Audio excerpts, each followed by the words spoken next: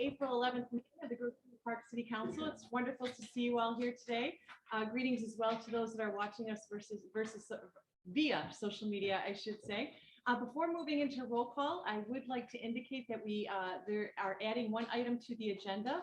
It is the second council comment, which was omitted. It will appear as item number 7 under item number 8, new business. So again, to repeat, we will be adding an opportunity for council comment a second time at the end of new business. And I assume there's no concern with that, and we'll move forward with roll call unless I hear something to the contrary.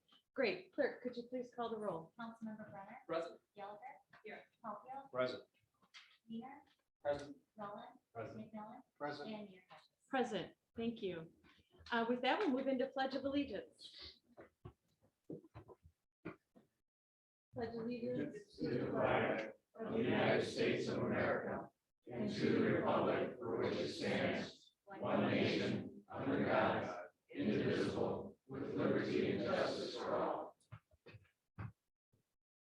I think Warren thinks we were pledging to him. Next item on the agenda, approval of the consent agenda. Hopefully you all had an opportunity to review those materials. If so, a motion would be in order. Motion to approve. Second. Motion by Wiener, second by McMillan. Any discussion? Okay, again, a motion on the table to approve the consent agenda, which includes the March meeting minutes, committee and commission reports, finance report, public safety budget amendment, and the relocation of precincts. With that, clerk, would you please call the roll? Yes, Councilmember Brenner. Yes. Gallagher. Yes. Caulfield. Yes. Wiener. Yes. Rowland. Yes. McMillan. Yes. And Mayor Hodges. Yes, motion carries. We have an approved consent judgment, which brings us into, consent agenda. I guess we can have a judgment too. With that, we move into public comment. As a public servant, I certainly know the benefit of public comment and how important it is to take that comment and what it does to improve your result. Voices matter. Your voices in particular matter. So know how much we appreciate the time that you've taken all to be here. I'd also like to announce that in order to achieve the best practice, we will no longer be taking written comment. We did that throughout the pandemic, thinking that was appropriate to ensure all had access to the deliberation process. As we've researched that matter, we do understand that the best practice is to do in-person comments. That preserves the process and good information sharing. So with that, we will no longer be taking written comment. We did do a scan of our peers as well, just so you know. The neighboring Grosse Points net have never taken written public comment, even throughout the pandemic. So I think Grosse Pointe Park can again hold its head high that we've really striven for high quality public engagement, and that is testimony to that fact. But going forward, we will no longer be taking those written comments. So with that, I do appreciate again you all being here, and just keep in mind too, you can reach us at any time. You can send a meeting to any individual, an email to any individual council member. You can do it to us as a group at the email address citycouncil@grossepointpark.org. So we're very available to you. I know much like I value public input before making any decisions, I know my colleagues do as well. So please don't forget that you have that tool available to you, and then please certainly come in person. I think it's just the best quality decision-making tool. So with that, I'll turn it over to our city manager to open up our public comment for today. Does anybody have any public comment they'd like to speak? Sir, if you could please state your name. City residents, please stand up and come up to the podium. Or, I'm sorry, ma'am. I didn't see you back there. I thought I would be talking after the meeting. I saw a hand This raised, is so a big surprise. I Okay. don't mind being recognized. as if you come up right here. Right here, Please, ma'am. yeah. Just state your please name, city of residence. Okay. So my name is Gina Granger, and I live at 1253 Balfour in the park. And I'm going to talk this evening about our community trees and my thoughts on those trees and my recommendations to the council for your consideration. And the other thing I'm going to talk about very briefly is a green space in our community. My thoughts about that green space and my recommendation to the council for their consideration. And so I'll begin. I wrote out what I was going to say. They're just sort of bullet point things. And when I finish, I'll just say a little bit of something about it. The streets in Grosse Pointe Park are greatly in need of additional trees. When I look out of my front window at 1253 Balfour, I can count 7 spaces without trees on the parkway or curb lawn in front of houses. 2 of the houses have no trees on their parkway, and these houses face each other. Judging from my experience, the view from my window is representative of a condition that exists throughout our city. Trees contribute many benefits to our lives. They help us breathe. They take in carbon dioxide and emit oxygen. A tree-covered block is significantly cooler than one without trees, or one that has only a few trees on it. Trees reduce the overland flow of rainwater. They raise real estate values, and they contribute to the health and well-being of those who live among them by reducing stress and having a calming effect.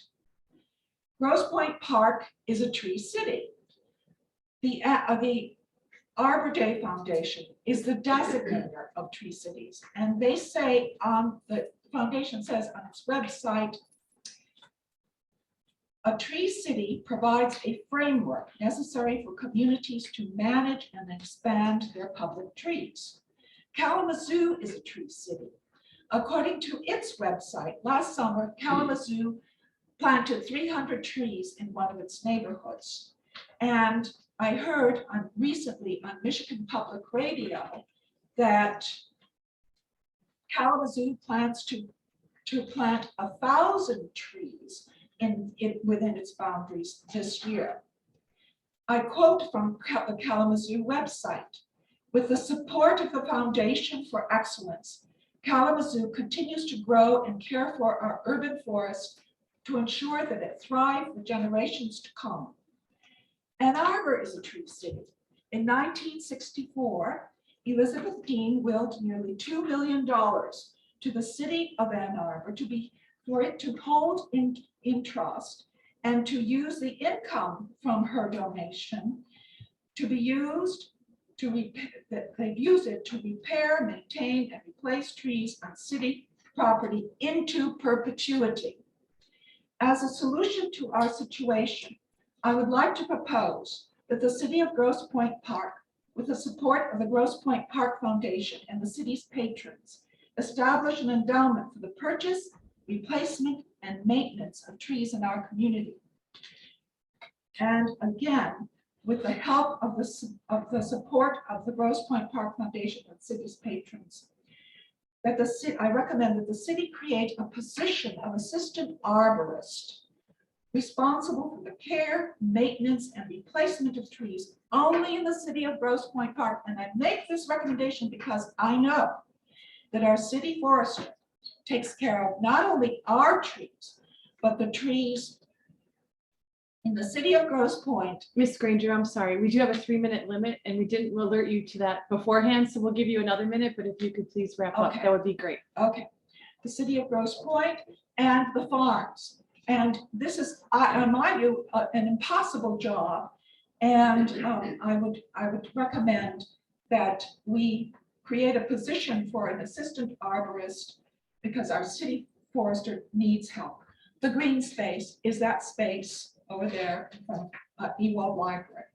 We live in a garden city, and in the tradition of a garden, it's a tradition that it's a movement that arose in England in the last quarter of the 19th century.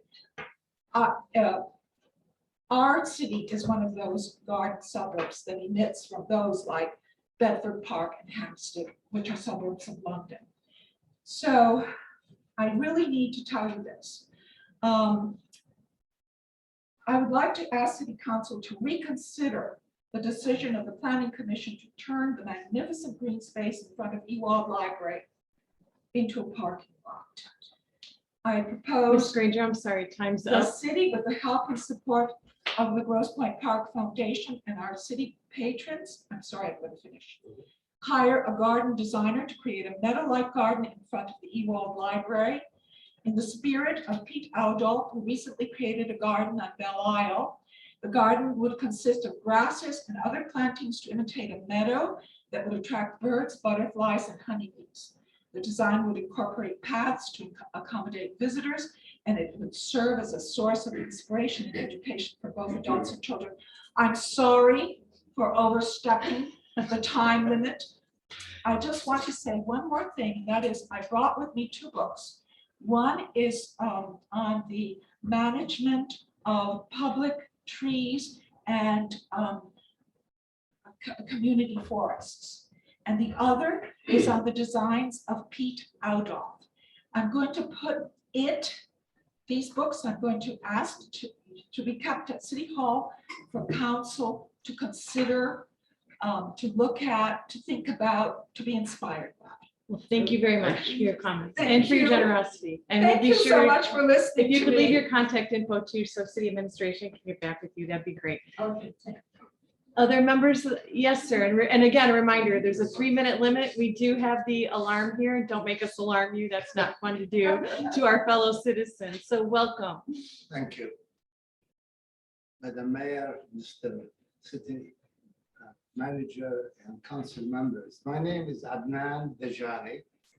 I'm a resident of the park for 49 years, more than some of you are, age of some of you here. 46 years were spent on Kensington Road. And the last 3 years, we've been living just behind you on one of the condos in Point Park Place. We're on the 3rd floor. My wife and I are sitting there. And if I go a little bit over 3 minutes, she allowed me to use her time.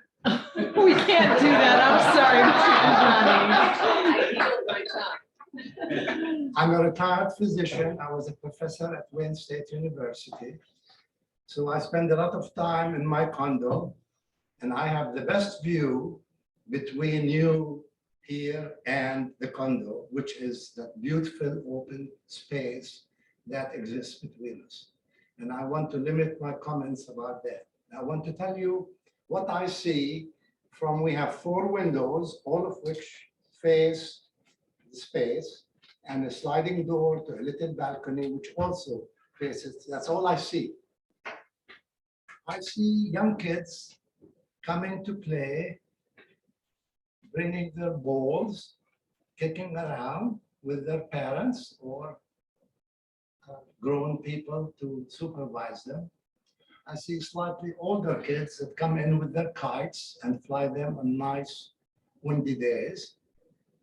I occasionally see people walking their dogs, and I keep an eye to see if they pick up after themselves or not. More of us do. I see classes of yoga and Pilates being performed there. So I see a lot of activity, which I don't think everybody who doesn't live facing it would appreciate as much. I have no idea what the status of the conversations about converting that space, or part of it at least, to parking space. And I have very strong feelings really about trying to deny us a nice open space, which reminds me of that 60s song of They Paved Paradise to Make a Parking Lot. I don't know how many of you may remember that song, but it rings very true to me.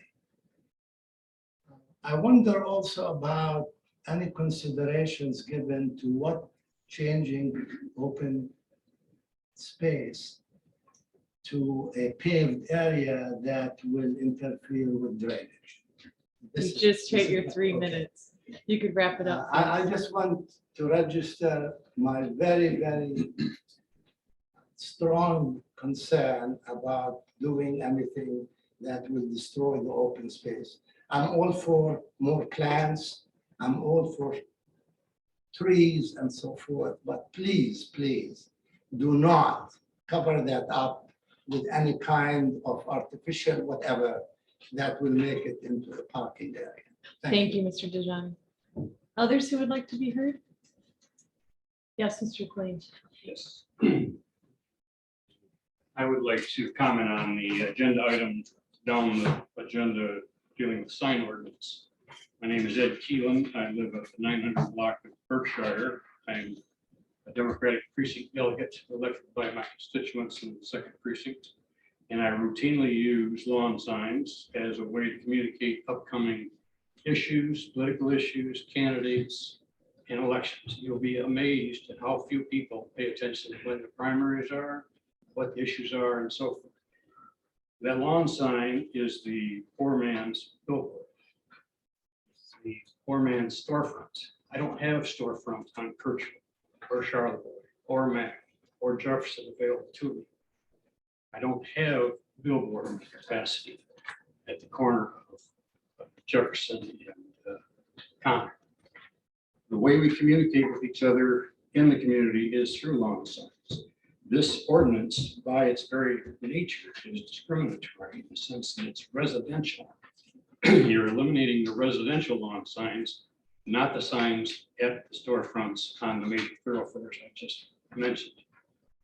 And it is not content neutral by virtue of, if you eliminate residential lawn signs or limit them, you're only dealing with the residential folks' ability to communicate with their constituents. And I think that by its very nature is not content neutral, because you're eliminating the very lawn signs that people display by choice, which are almost always politically themed. Black Lives Matter, hate has no home here, vote for Tom Coffey. So if you eliminate or constrict the usage of lawn signs, you're thereby impinging on political speech that we need to have amongst ourselves for these elections. The ordinance as drafted has a 6-foot limitation. In other words, you have to put it, and I don't understand this exactly, but it says recessed within 6 foot of the front door. Well, that's in the middle of a concrete porch in my case, and I think it's universally true that that's not a viable limit. And I don't know to what extent this ordinance is designed to address a particular problem, or is it just something to do? Because there's no problem that I am aware of that is tailored to 5 signs versus less, or residential versus commercial, et cetera, et cetera. So I think the limits and the choice of this ordinance is completely arbitrary and ill-advised. And I would rather not spend my taxpayer dollars hiring Jake, my next door neighbor, to defend the constitutionality of this ordinance. Thank you. Thank you, Mr. Keelan. And thanks for staying in the 3-minute limit. I didn't have to. Yes, Mr. Mazer.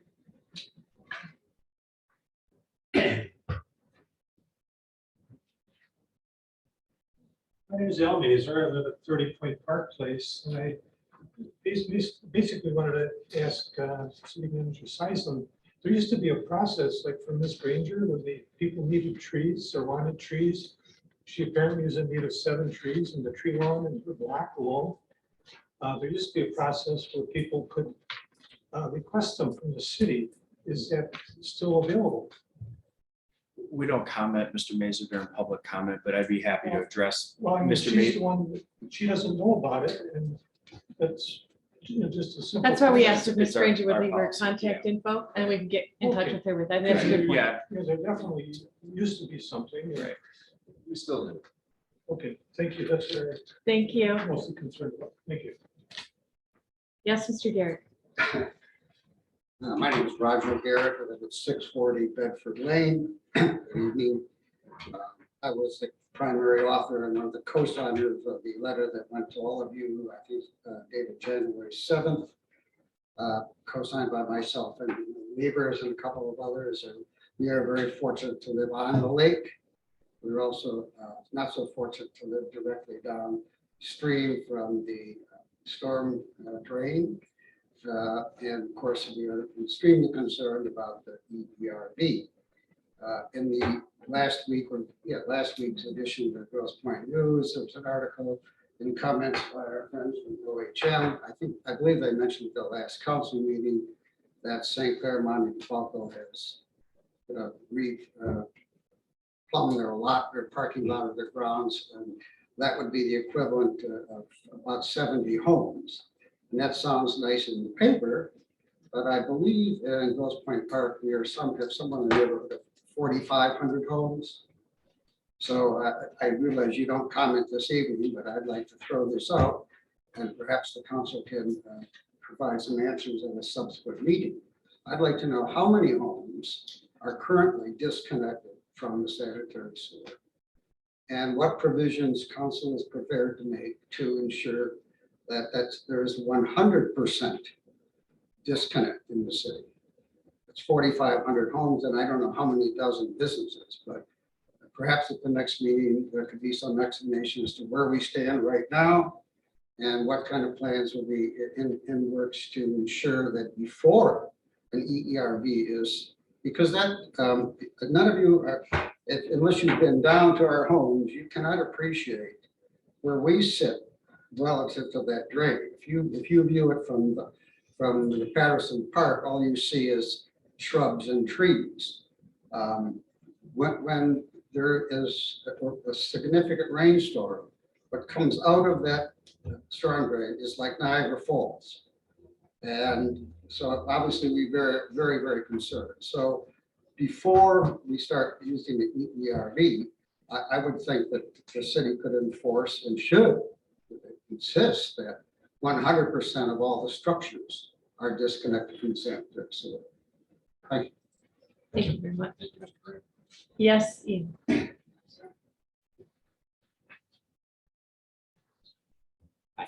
I'm Ian Ward. I'm a member of Troop 86 and a senior of Grosse Pointe South. I live at 1352 Bedford Road. And I've been working on my Eagle Scout project with Park Supervisor, Mr. Chad Craig. I intend to build a hammock lounge and new scoreboards for the Cornhole League. Currently, he and I believe the location near the start of the boardwalk is best. I have sheets with pictures. Can I hand those? Sure. Please do, yeah. So the bottom photo is the location where he and I think is best. The actual shape would be a triangle, and like the total square area would be 23 by 26 feet. The estimated cost for this and the scoreboards would be $1,670 plus or minus 20%. Mr. Craig has expressed concern that I may need to bring this project to the council for input, but I wasn't able to close the loop on that within this week as he's out of the office. I could make you aware of the project and its scope. And hopefully any other questions can be directed to me / him by email. Great, Ian. Thank you very much. So if you're taking volunteers to try it out, just let us know. All right. I know we don't normally comment, but can we discuss this before? Because you, well, he's here. While you're here, because it sounds like you need some answers. Yeah. Okay. Yeah. I mean, are we okay with doing that? Sure. I think this I'm is good. fantastic. Yeah, I think. Okay. I mean, I think this is fantastic. I applaud your efforts. Well done. And is that location liked? I'm just gonna go on a limb. I leave that up to Chad. I mean, he's our Parks and Rec. Right. Any other- I think what this body wants to do is just express support for the concept, right? And Yes. show how wonderful of a concept it is, and how fortunate we are to have someone like you in the community. So I think these decisions can be made at a staff level though, right, Nick? The final decision? Yeah. I was gonna say, do you need us to approve it? or Are you just looking to decide? do this soon? Yes. This year? Yes. Awesome. Do you need approval, or is this something that Nick can handle? I can handle. But maybe Ian, for your class, maybe in order might be fun is the council make a motion to approve. I make a motion. I'd say, Second. I think that'd be Okay, fun. motion by Caulfield, second, and what is the motion, Mr. Caulfield? To approve the project for Mr. Ian Ward to continue on with this Eagle Scout project. Yeah. Support. Second by Councilmember Rowland. Any further discussion? Clerk, can you please call the roll? Councilmember Brennan, Yes. Gallagher, yes, Caulfield, Absolutely. Peter, Yes. Rowland, Yes. McMillan, Yes. and Mayor Hodges. Yes. Congratulations. Thank you Congratulations. very much. Yeah. Nice work.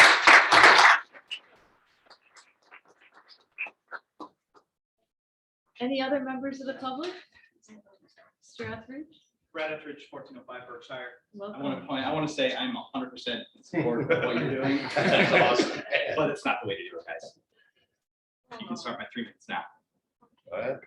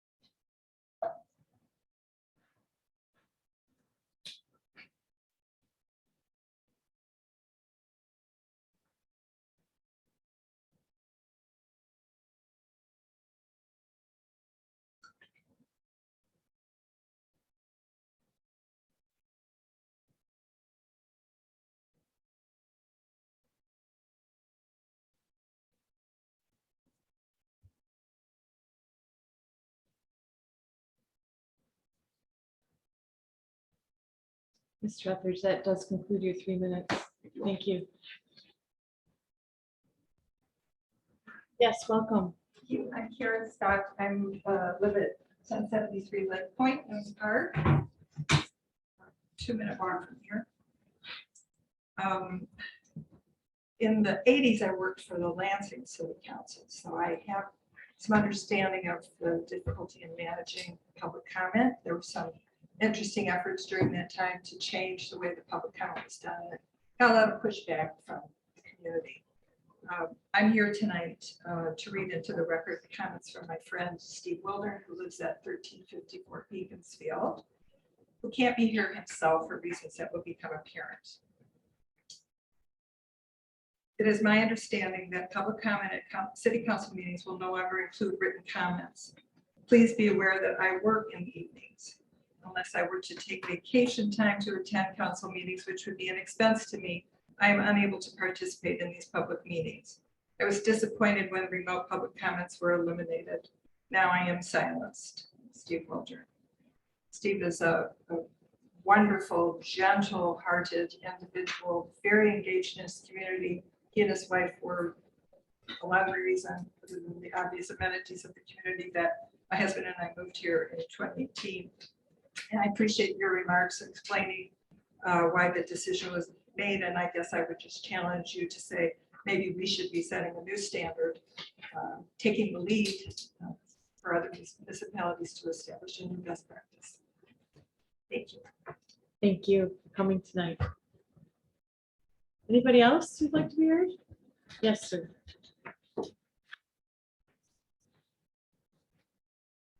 Hi, I'm Pete Wanderer. I'm on the gate staff at Windmill Point Park in Patterson. At our April 6th meeting for the gate staff, we weren't told about the dismissal or the firing of Mark Silman. We didn't know about it, and it wasn't even mentioned. And also, I'd like to, for the city manager, say, know what, if he can enlighten us a little bit on this, and also our raise for our gate staff. Could you reconsider the raise for the gate staff? Thank you. Thank you, Pete. I'm sure you'll be in touch. Yeah. Mr. Seisman? Yeah. Yes. Mr. Jani, welcome. I'm Esther Dujani and I live at 38 Park Place. And I have a question, and that is, did the planning commission have an environmental study done? And if not, why not? And if they did, how could I access the report? And then I would like to refer everybody to the front page article in the Grosse Pointe News last week entitled Rain Garden for City Hall. And my question about that is, why would it even be considered to tear up all the pavers described in the article? And that's all the information I have. And build it, putting in a garden, a rain garden there, and then walking right across the street and covering all the green space with concrete. Thank you, Mr. Jani. Thank you. Thank you. Okay, is that it for public comment? We will close the public comment portion of the meeting. Thank you again. And move into our manager's report. City Manager Seisland. Thank you, Mayor Hodges and members of City Council. So I'll do a brief recap on manager's report tonight. I'll be meeting soon with representatives of St. Ambrose Parish to discuss infrastructure around the church and future collaborative efforts that could assist the church, and also what they can do on their property to assist during storm events. Public Works update, we're still looking at a June 2022 completion on schedule. The electrical is being fitted at this time within the building. If you've driven by, it's looking great. If you haven't driven by yet, please do. It's coming up pretty quick. And so at this time as well, the alley separation of Weyburn and Maryland has been completed. So that was a project that we decided to do outside the scope of the DPW, but we thought it was worthwhile for separating at the alley there. SEMCOG is still having an infrastructure task force that I'm working on right now with representatives from the other Grosse Pointes, as well as other communities in Macomb, Oakland, and St. Clair counties, Wayne as well. And, looking at everything from the 2018 water resources plan of stormwater management, asset management, and public engagement, what we can do for, planning for these future storm events. Recently as well, the city submitted to SEMCOG a green infrastructure assessments project. So with dollars that are coming from the federal government down to SEMCOG, they're actually looking for different sites within the county area that they'll have 12 to 15 that they'll say, okay, here's an area of the community that, can implement green infrastructure. I applied on our behalf for our community for Patterson and Windmill Point to see if there's an opportunity. Several of the other points also applied for their parks as well. So we're just simply going to be waiting for the process if we qualify and match for this assessment. Utility Rates Council, you passed at our, was it 2 meetings ago or last month, the work ongoing with Baker Utility for water sewer rates. Jane and I are working together with them right now. I'll skip over a couple that Patrick Droz will address later. Jane and I are working on our budget right now, and we'll be having a budget workshop later this month. As well, the city received proposals for city attorney services, and that'll be coming to a future council meeting for your later review, and a meeting with personnel committee as well to review those. FEMA funding. So I really want to thank our Deputy Chief Jim Bostock, our Clerk Holly Peace, DPW employees for all working together for working on this project, getting everything submitted. There was a lot of meetings together working with us, a lot of questions from FEMA. So I really want to thank our staff for their hard work. And we're looking at about potentially 90% of reimbursement costs instead of 75% now. So we'll be waiting for further instruction from the federal government, but I want to thank all those staff members for their hard work. You'll hear us, I've talked about before, but our water main project at St. Clair Montefalco. The work is progressing well. We are awaiting further work because Father Andrew is actually over in Poland right now, helping with the Ukrainian refugees over there. So we'll be talking with him more and hopefully working on that project, which I know Mr. Garrett mentioned too. It's actually a reduction of their parking lot, redoing their entire surface, separating from the sanitary system. And then while at the same time, the city's going to be doing our water main. And so that's what that project is. Liability insurance, so the city's in pursuit of that right now, and we're looking to meet with service providers, and we'll be bringing that to council for their future review at a meeting. Master plan, the planning commission at its last meeting discussed the subcommittee's notes, looking for further refinement, so administration will be going through those comments, capping them. I do want to thank those council members that attended as well. It was really nice to see you guys there. Provide a couple of your comments and especially work in collaboration with that planning commission. So thank you for that. And then last but not least, I want to welcome our new assistant city manager, Warren Rothy, who's sitting right behind me. Warren, if you could please stand up and provide a little bit about yourself. I would love to hear from you. Well, good evening, everyone. This is Mayor, council members, Grosse Pointe Park community. I'm very happy to be here. I've been the municipal executive for 3.5 years, worked at the village of Lakeview as well as the past 2.5 years at the city of St. Clair, which is up by Fort Huron. Went to Lakeshore High School. I'm St. Clair Shores native originally, and Grosse Pointe Park and the Grosse Pointe communities as a whole have always had a really appealing both position and prestige to them, and I am honored to be the new assistant city manager here. I look forward to lots of projects and lots of success. So again, thank you for having me here.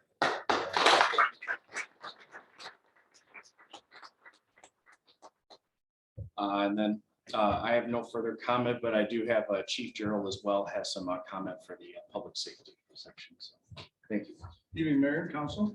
Good evening. So first off, the traffic light between Pierce Middle School and Deferral Elementary on Kirchoville. I'm sure some of you received emails about questions from some of our residents. I just want to let you know that I will be working with SEMCOG and some of the funding that Mr. Seisel just mentioned. We recognize that it's not very noticeable, and so we're going to make a great effort to increase the visibility and the effectiveness of that signal going forward.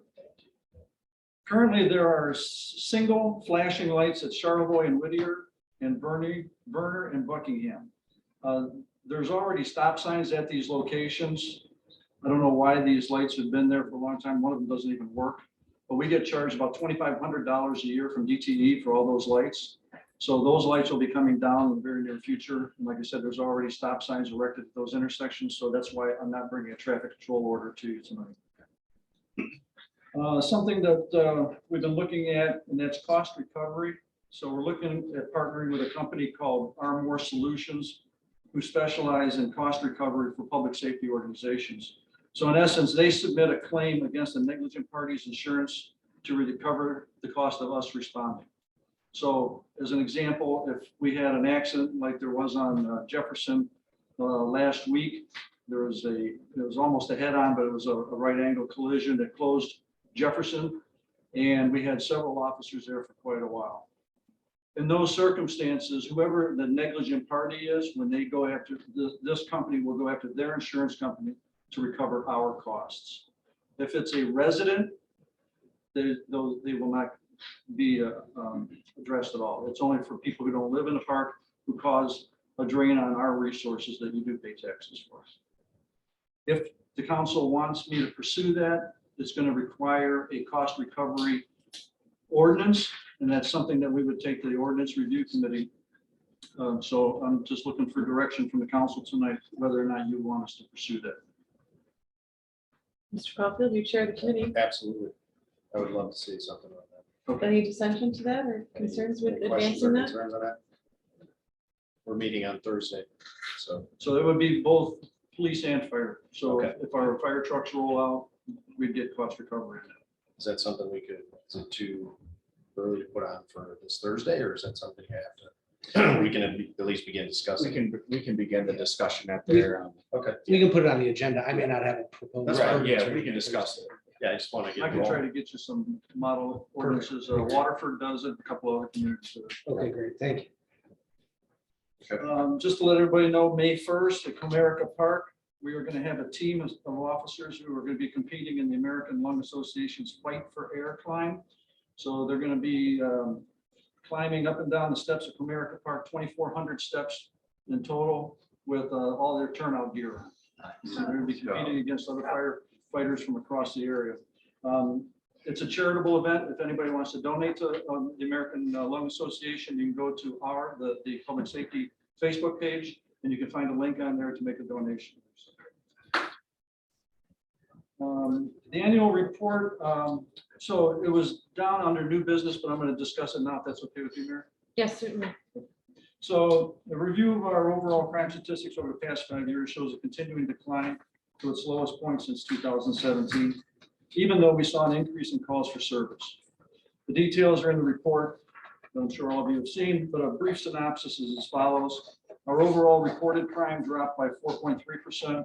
Our index crimes, which are the most serious, that's the robberies, homicides, things like that, dropped 18.3%, and non-index crimes dropped 25.3%. All while our calls for service increased by 17.4%. In 2021, we responded to 538 related calls for service, resulting, these are fire-related calls, resulting in a total of $239,000 in fire loss for the year in the city of Grossman Park, an 11% increase from 2020. Now, again, this is going back to what I just talked about, which is cost recovery. We went on, that means our fire rigs or ambulances were rolling 538 times last year. And so it'd be nice to get some of the negligent people to pay us back for that. Of the 538 calls for service, 308 of those were medical runs where our basic life support units or our EMTs responded. And that was an increase of 9% over 2020. Of all of our accomplishments, I think I'm most proud of the way my staff and our residents have embraced my commitment to community engagement, the creation of the Public Safety Advisory Committee, town halls, coffee with a cop, that produced opportunities to our constituents to interact with those that are dedicated to serving them. Events such as Faith in Blue, Fire Prevention Open House, block parties, and others are more ways for the public to get acquainted with their public safety officers. This spring and summer, we will again be bringing the fire apparatus down to the parks on the weekends for the kids to see and play on. My commitment to building trust is more than just 1 year. I can make you that promise. Going forward, you can expect to see more community-focused events, not fewer.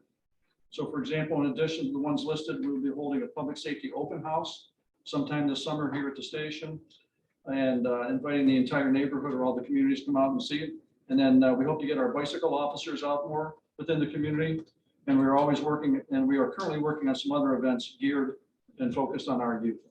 So I gotta tell you, I'm very grateful and very proud of the efforts of my staff. You look at that annual report, I'm not responsible for that. It's my staff that's responsible for that, because without their buy-in, none of those things get done. So with that, if anybody has any questions, I'd be happy to answer. Questions for our chief, comments? I'd like to Yes, make Councilman. one comment. One of the things that was amazing about our public safety team is their response time, always second to none. And as most of you know, actually the day after our last council meeting, we had a house fire in our home, and nothing gives you perspective on response time like getting a panic call that your house is on fire. And due to the fact that they were there in a couple minutes, they were able to keep our home.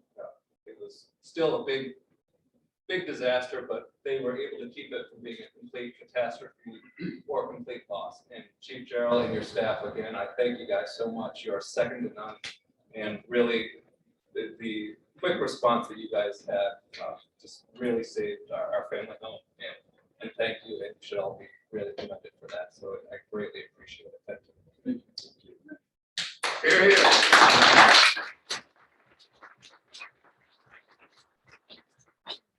Certainly glad you kept our Brenner family safe and Yes. sound. So thank you for And the that. cats. And most importantly, And thank you, Councilmember McMillan, too, for chairing the Public Safety Committee and working so closely with our team and ensuring good results and a good collaborative partnership. So as I said to you before, there's nothing more important than for government to deliver on the health and safety of our community. And that's our essential function, our core function. So thank you for doing that so well. Thank you, too, for in addition for your community engagement, you've worked so well with the Grosse Pointe Harper Woods NAACP as well. And it's great to see the progress that's being made there. I know many of you have already done ride-alongs. If you haven't, I would really encourage you to, because it's yet further testimony to the quality of our team. So thank you, Chief. In fact, aren't you losing an employee to the ATF? And Yes. we're that good that we send people to that level of law Either enforcement. that or we're that bad that they want to run, but. But no, he's given his notice, he is going to the ATF starting in May. And then we are fortunate enough to get back a former officer that worked here who tried to go into business for themselves. Didn't work, the business failed, and he's wanting to get back into public safety. And this is really the one place he wants to go. So we were able to give him a conditional offer of employment, and he'll be back. And it certainly cuts down on my training time. He's already certified in everything, including an EMT. So that's very beneficial to us and the community that we serve. And I also issue a challenge to my colleagues that by the end of the week, we will all make a donation to the American Lung Association on behalf of our team. So Absolutely. you can Or climb we all can those compete. stairs. Or what? You're gonna Or we'll join be the, competing. you're gonna join. Oh, the there team. you go. I thought you were gonna ask to bring Yeah. his backpack. Go ahead and lead that one. So thank you very All much, right, Chief. thank you. Thanks for everything. Any questions for our city manager? You quickly migrated. I have just a few. Yes. Thank you. I'm wondering if is this a good spot to bring up Trombley? An update on Trombley would be great. I'll talk about it now. So, yeah, I've had several discussions with the school district right now. They are in the process. I did see that they have a RFP out for Poupard over in Harper Woods right now. So they're working with the city of Harper Woods there. I'm having discussions with Mr. Dean and Amanda Matheson and others, again, of the process, what are we looking at for Trombley? And so those discussions are ongoing. Now that I have Warren too, he'll be in those meetings as well. And so I expect probably bi-monthly meetings, we'll be meeting with them. So we're just kind of in the stages right now of, what are we looking at? A couple months from now, what are we looking at a couple of years, and working with Trombley and just, that leading that community asset here. So, Yeah, because I know we got our new census data. Yeah. They committed to the ECC for one more year, right, through 2023, the school year ending in 23. it's this year. Oh, it's ending. in Yeah, June it's this year. in June of this year. Okay, do we need to make any resolution or anything like that to support pushing for an ECC there? Continue an ECC because we do have a need. So I've been having a lot of those discussions with them right now, the strong need for continuation of ECC. I actually at one point attended a school board meeting and I spoke in public comment regarding ECC and my commitment to ECC with Trombley and the city's commitment. So honestly, your support and everybody's here with that endeavor is certainly well wished, but we're going to continue that push because it truly is needed. I'm one of those parents now as well. That really needs it, literally. And so I feel the effect of, so many of what our community members are seeking. And so, administration, long story short, is going to continue the push for ECC. And so obviously any help from you or any other members of council, we really appreciate it. Okay, that's great. And then what about the dog park? Can I bring that up? Should I bring that up in new business? Just trying to see if the you want to bring it up status. now, just, Yeah, yeah, the status sure. of the dog park. I don't know if you've been there in the last couple of weeks, but it's more of a dog park than a dog park. There's not much grass left there. Okay, yeah, I haven't been down in a bit. I know Mr. Craig was there recently and he brought me up to date and that he was going to be working with Mr. Backer, who was the donor for the dog park, and seeing if we can try and fix some things up over there. So I know Chad's aware of it. Okay, because it's been like that for about 4 weeks now, where if you're on the Facebook group page, we went there yesterday as well. We go there about once a week, but your dog requires a bath after going. Yeah. So I'm wondering how we can expedite getting that fixed up for summer because it's still mud. The grass isn't going to grow. I think we need a little turf. Right. Chad's in charge of that. I didn't know if you guys. Oh yeah, no, Chad's working on that currently right now. And then the last question I have is DPW.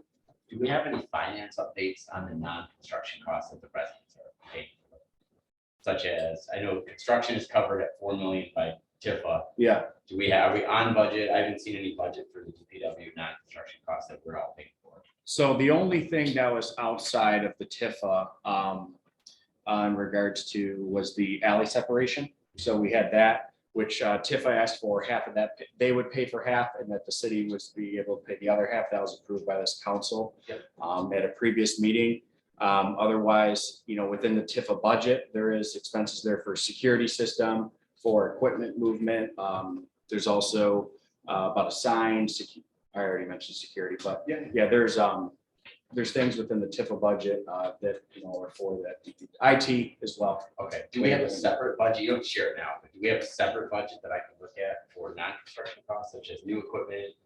They're gonna have to pay for new bathrooms, just for example. So TV screens. that's part of the building itself, is part of that is the Tifa bond for $4 million. So that's the building, the shell, and there's components in there. Okay. When we signed that contract with the Tifa, there's a guaranteed max price, and Jay, correct me if I need be, that Ron Selly has to meet that $4 million. Anything that goes outside of that, that's on Ron Selly. That's not on the city. Or should I say Tifa? For the building. For the building. Yes. And so as part of the Tifa, they also allow for a couple of those outside elements. So security, IT, equipment, sign, and I'm probably missing one more. I'm trying to picture the Tifa. So you don't have to name them off, but does that cover everything then? So from what we've seen, yes, that covers everything. Yeah. That's great. Yeah, and then obviously there's unforeseen that, we'll have to address, but the good part, if it's a part of the building proper, that's on Ron Selly. Okay. So it's all on them at that point. I don't think that was conveyed about a year ago or something when we were talking about this. We thought the equipment and things like the furniture, bathroom fixtures, simple things like that weren't covered with this. So that's great. It's all gonna be in that $4 million budget. I'd have to look. I'm not sure furniture. I don't think furniture. Yeah, not furniture, no. That's not a building Yeah. cost. That's, Right. you're That's what I'm talking, you're trying to talking say. more Yeah, fixtures. That's what I'm saying. Yeah. Yeah, all the costs that'll add up. A new chair nowadays costs $1,000. You get 20 of those, that's 20 grand. So I'm wondering about those costs, if there's a budget for that. Well, we do have a lot of equipment also at current DPW, so a lot of that will be going over too. So it's not like everything's gonna be brand new where there'll be some costs that, DPW said, we don't need this, we just. We have, But I think but some of that is gonna be in the budget items anyways. Right. And it's budgeted. It's already like office and supplies. So Right. DPW has, an office supplies budget, Yeah, that's. that's part fine. of I'm it. thinking more Right. big items, like a desk, like a chair, things that add up 1,000 here, 1,000 Right. there, add up to 100,000 pretty quickly. Right, I just don't, yeah. I haven't seen our budget, what the residents portion of that cost is. That's all. Okay. So, but thank you. That's good news. Yep. Thanks. That's all I have. Any other comments? I'm sorry, Pete, it's not, we'll have to Yeah. address it. Yes, Councilwoman Gallagher? Thank you. Nick, if you could send the 8 proposals that you received for city attorney proposals, I would appreciate it. Yep, and that's part of our review process right now, that you'll be receiving those, and the personnel committee will be meeting and reviewing it, so I'll be happy to send it. Okay, thank you. And City Manager, I just would like to thank you as well for all of the outreach that we've been able to do together to other partners recently. We've met with the SEMCOG Deputy Director as well as the Executive Director of Jefferson East Inc. and others. So there's some real momentum building there, I think, and we're really working well with our neighboring jurisdictions. And then also just as a warm welcome to Warren. I think we sort of glossed over that. We shouldn't have. Just for the benefit of the community, Mr. Rothy comes to us with great experience. It's really in alignment with our needs, including assisting with marinas, correct? Pensions, what was the other big thing? Signage as well. So all things that we exactly need. And I did stalk you on social media and learned that your former mayor, Mayor Cedar, who's been with the city of St. Clair for a very long time, had this to say about you upon news of your departure. This guy is smart and he's a hard worker. We're going to miss him. We really lucked out when we brought him on board. So Mr. Rothy, I feel fortunate that we've been able to bring you to our team. Mr. Seisland, thanks to you and your team for attracting such talent. And we wish you the very best for your tenure here with us and expect to work in close partnership with you. So, Thank you very much. Thank you. Okay, moving along to unfinished business. The first item is our OHM sewer update. City Manager Seidlin, I'll turn it over to you to get us going on this item. And then while Patrick and Liz come up, I'm very excited to announce to the community, and really especially want to thank OHM Advisors that I officially signed the Part 41 permit for the EERV today. And that was submitted to the state of Michigan. I want to thank particularly OHM Advisors, our council members on infrastructure, and for all of your support for this project. This has been a long project. And we've been really persistent here at City Administration. And so I want to thank everybody for this, and let's go. Awesome. Well, and that's not done without consideration to our residents who are here today and have spoken. And I believe Mr. Vina, in your capacity with the Infrastructure Committee and like are committed to working closely with our residents and certainly making sure that the Eagle holds us accountable to make sure that those releases only occur under certain circumstances. So folks like our lakefront residents are not unnecessarily impacted. So please know we make that announcement knowing that there is that concern there. And I think it does bear a moment of celebration. With that said, I know for me, the words that matter are focus, accountability, performance, and results. And that's what this administration is committed to. That's what this team is committed to. And none of us has forgotten the devastation that occurred in our community just less than a year ago. And that's we're never going to let that kind of crisis happen again. So we have literally worked day and night. Mr. Seisland, I've been so impressed by your command of the information and your willingness to work through complexity and to push hard. And what I don't know if the community understands is we did everything to incentivize Mr. Seisland. And every time he said no, he was motivated by all of you. And really could not forget those images in his mind of the piles of trash and the like. And every time said, I'm just here to do my job. And he has absolutely done that. And I'm very proud of him. You know how to GSD, get stuff done. Patrick, you and the OHM team, you've just worked with such an efficiency, a professionalism, and a calm. And I know everywhere I go, whether it's the Michigan Municipal League Conference or elsewhere, if you even mention OHM, you're held up as the best practice, the standard. So we're fortunate to have you on your team. And I know you worked really hard to make this moment happen. So thank you for making it happen in such an expeditious way. We can't forget Pat Thomas and Tom Jenny and our DPW team who have worked closely with you. Jake, you and Erica have been really important to that. And Nick, you've done such a great job of bringing Gleewet to the table and Eagle and making them allies rather than opponents. So that bears mentioning. Our Senator Ollier, Representative Tate have certainly been helpful to getting us to this point. St. Clair of Montefelco is part of the solution. And Max, we cannot forget our Max. Your skill set is just, it couldn't be better timed, and your tenacity and your willingness to pull a team together towards a really important goal and doing that quickly. We're all still getting to know each other and building trust, right? So you've allowed us to just do leaps and bounds. And then a great thank you to our residents too for just being patient through all this and trusting in us that we're going to get this done. We have a lot more work to do, but this is certainly a huge milestone, and I think it really bears a high five. And I'm feeling like a heck of a grown-up because I'm more excited about a veil than I am a dozen roses. So it's kind of when you feel like a grown-up, right? When you know there's a new refrigerator waiting at home. Well, in this case, it's a veil. So I even put glitter eyeshadow on today because I'm like, there's got to be some way of celebrating, and really happy to be part of this moment. So thank you.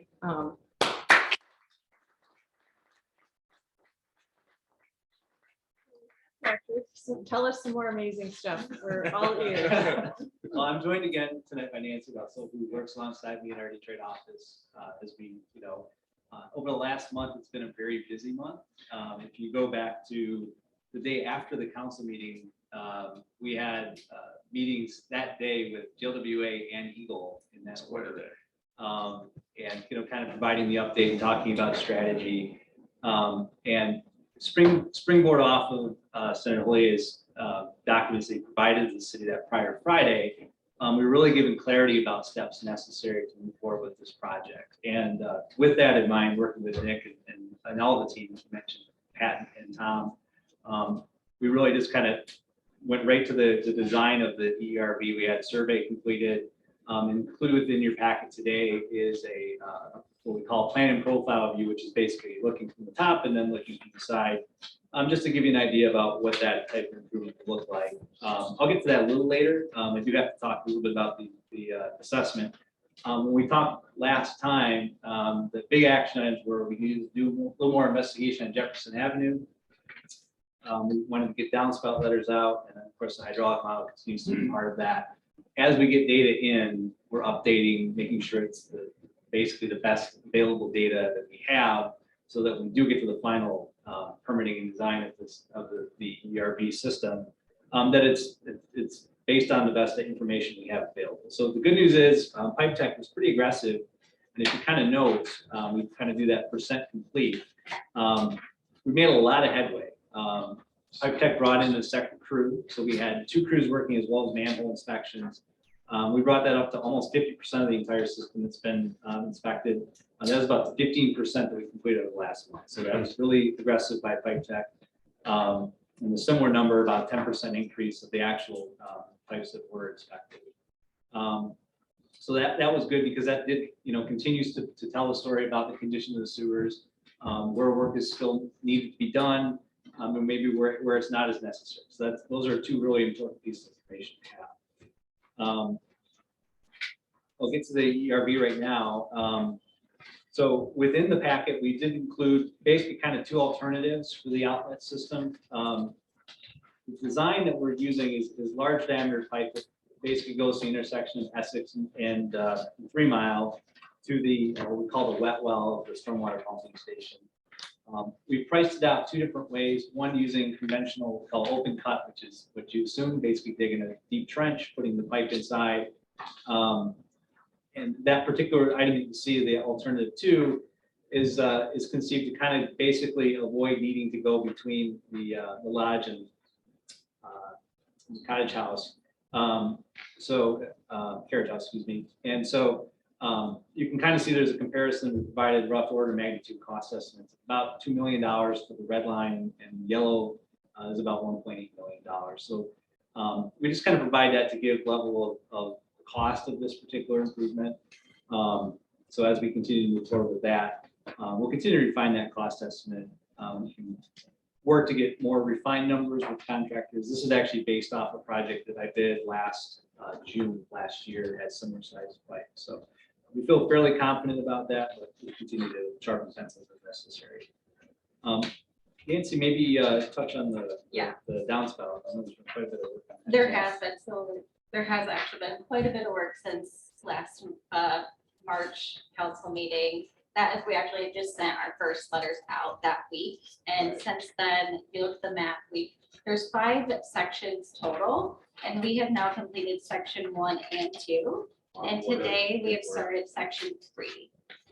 So far we're all north of Jefferson, and then in 2 weeks we're starting section 4.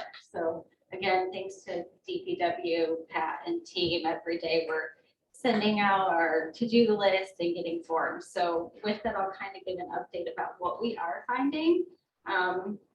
We've roughly had 120 residents that have signed up and have been inspected, and it's 60% have been disconnected of the inspections, and then 40% have 1 or more downspouts connected.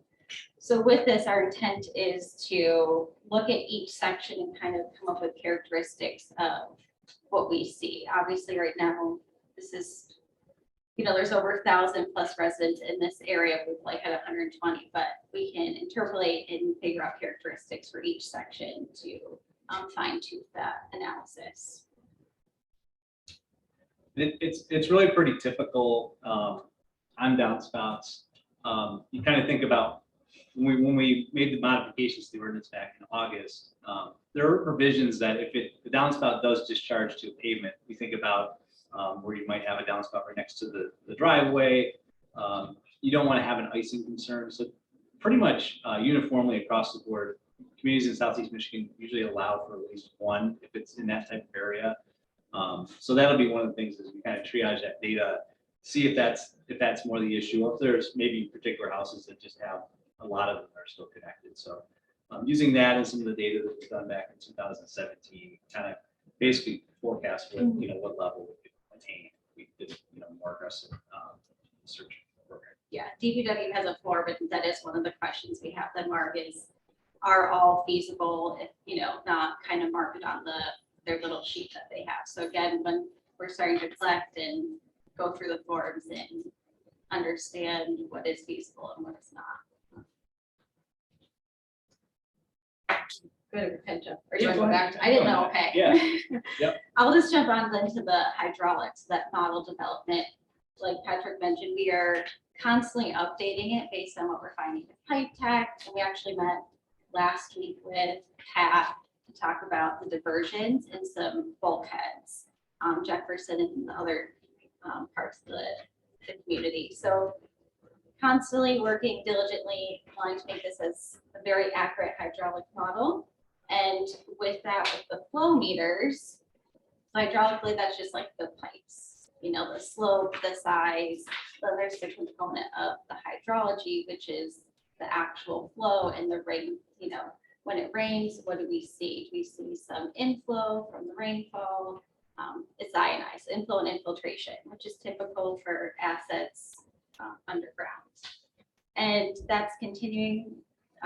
HESCO comes out on a monthly basis to calibrate the meters. They send it to us. We review it, make sure everything is kosher and the flow makes sense. And if not, we have HESCO come back out and calibrate the meters again. But similar findings from past March, that lower, larger trunk sewer has not seen a significant amount of flow. But again, we haven't seen significant rainfall events. So we will be, now that spring is here, we'll be very fine-tooth watching the rain, make sure it's uniform. When we model, we don't want clustered rainfall, that we want a uniform distribution of the rainfall, and we'll be closely monitoring that now that it's April and spring is here, and we'll be keeping an eye on that lower trunk.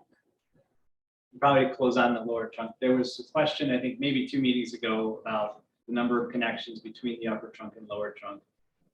Some of the work that we did with Tom actually 2 weeks ago, was we really dug into some of the details that we had on file. And what we're doing now is we're basically going back through the data and trying to basically document these diversions, because these are really key components of the system.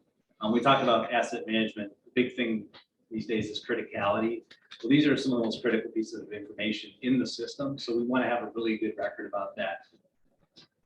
Basically because of the amount of flow goes through it, but also from the hydraulics perspective. So we're doing some enhanced mapping in those areas. And the good news is we found, I think now 3 out of the suspected 5 diversions. So we continue to try to find those last 2. Once we have that, and we'll have a much more confident picture of how that hydraulic model works between us and the motor. So with that, I think we can pause and open up. Questions, Councilman Gallagher? Thank you. Coming back to the downspouts, you mentioned for section 1 and 2, and this is really good work, and thank you so much for your continued effort here. It's really important to disconnect the downspouts from the homes that has such an impact on our infrastructure.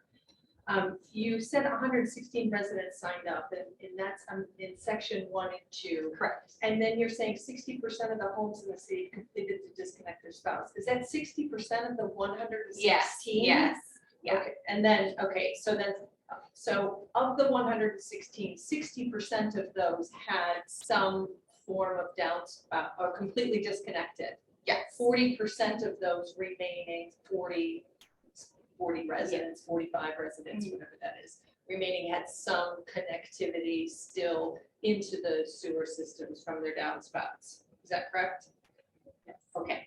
Are you making are you extrapolating then if 116 homes from sections 1 and 2, because there's a huge number of homes absolutely there. So how are we going about attacking the remainder of those homes across section 1 and 2, as well as the remaining sections? I'm assuming if you have such a small amount of folks actually signing up, then there's this higher expectation that there's a heck of a lot of other homes there that really need to be disconnected. And how do we work through that?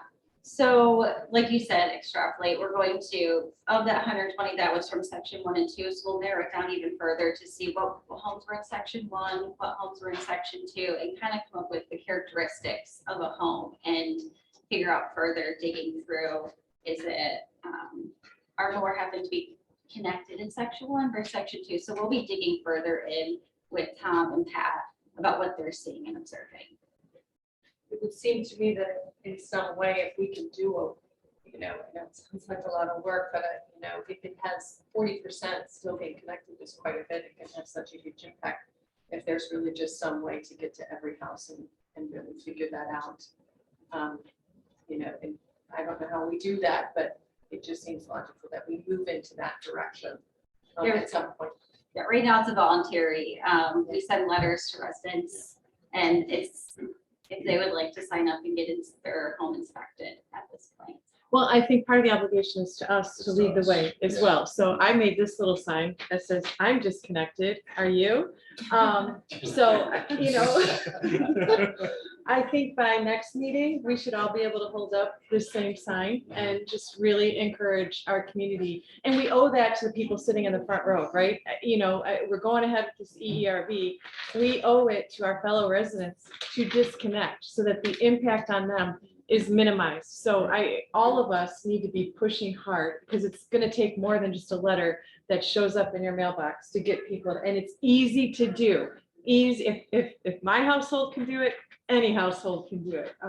So please, I think that is part of the solution. So next meeting, I'm going to be asking you all to hold up a yes or no sign. So watch out. I guess just a question, not necessarily the way checking for you there. Yeah. Are we doing anything to inspect all the homes to make sure compliance? So right now, like OHM said too, we sent out the letters. Right. And as part of the new ordinance that was passed in the fall, whenever our rental inspector or building official goes out, let's say for a C of O, or there's any major modification to a home, one of their first checklists is to check the downspouts. And so they report that into our BSNA system. So we actually have, two birds right now. We've got, the DPW and OHM, and then we have building department, both reviewing those homes right now and checking to see which is connected. And so as part of this, like Hannah said, that this is a voluntary right now, sending this out just as like a, hey, heads up, if you want DPW to, this is really a DPW going and visiting your home and seeing like, hey, a lot of residents may not know, like, am I connected or disconnected?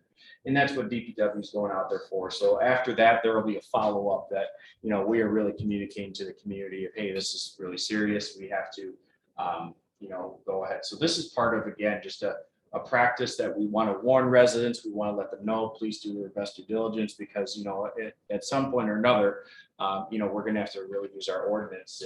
And that's something that, we'd like to be voluntary with our community, to please go ahead and do this without having to penalize our residents. And so, Are we also asking them to be conscious about revealing their manholes in that as well? Because that's another need. Another way for us to be supportive of you, right, is to encourage folks to make their manholes accessible. And I know Patrick can talk on it too. You'd be surprised the amount that, especially on the south side of Jefferson, we have a lot of areas where, the grass will be covering a manhole, and then you see smoke coming through grass. So there must therefore be something there. And then you're finding a manhole. I would just underscore that. One of the things that we are really, queuing up in future years is, a pretty rigorous maintenance program that's, hitting areas of the city with doing this flushing work more regularly. And some of the issues on the south side with access,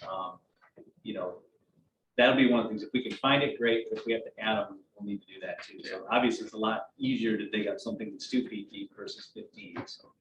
So is that something you can add to the battery of? Okay. Yeah, I guess just a follow-up question Yes, I had as far as downspouts. I know we're reaching out to residents. Is this also including businesses? Yes. Yes. Okay, so we are focused on that. Yeah. Just want to make sure. Yes.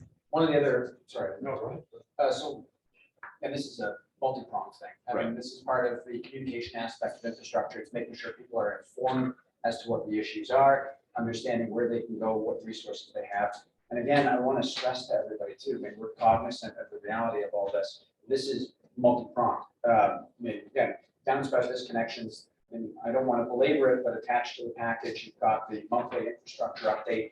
There's a tremendous amount of things that we're doing across the board to try to improve the systems. I want to make sure that people understand too, that we have a great announcement today. We've made tremendous progress on the EERB, but that is just one arrow in the quiver. The intent here is to try to optimize the system so much that we never have to use it, but that is a parachute in case of a catastrophe. I mean, again, I don't want to belabor it because it is attached and posted it. But for example, Great Lakes Water just had a huge announcement about them shoring up their systems, which directly impacts their sanitary water. So again, there's a lot of different things we want to do. Same thing with the downspouts. This is not a simple task. But the key here is, again, updating the ordinance, making sure that we're enforcing what we need to enforce. Again, we are making a lot of progress on it. I stress this point a lot. There are no new connections being made. There are no new connections being made. So everything we are pulling out connections that are existing across the board. So everything is progress towards improving the entirety of the system. So. Thank you, Councilman. Yes, Councilman. Is there a way to indicate this in the communicator, share this information to the downspouts? Since I know I got some emails saying, yeah, I got this letter, I own the house, this is addressed to someone else, so you can't open the letter addressed to the wrong person, right? That comes in the mail, but that was the downspout, right? You guys mailed those out into the houses. So if the owner information is incorrect and it's a renter, they can't open that either. If you have a negligent landlord, they're not gonna get it either. So I'm wondering, we have a communicator going out to every house. Can we add a blurb in there about this to say, if you have it, or if you know of a house that has downspouts that hasn't, report them to Mr. Thomas. We can definitely communicate that. Yeah, because like Max is saying, every downspout disconnected is less water. Yeah, absolutely. And I think when we talk about enforcement, it's not enforced to trouble, it's enforced to fix. Yeah. Right. Alerting, just to help it. Alert. Right. Right, and getting the information to every household and having them participate is really what's key.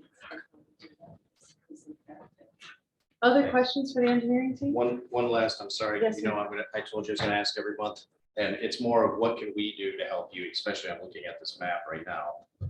On the areas that are unable to televise, and I know it's a hot button, especially south of Jefferson, the residents in the south end.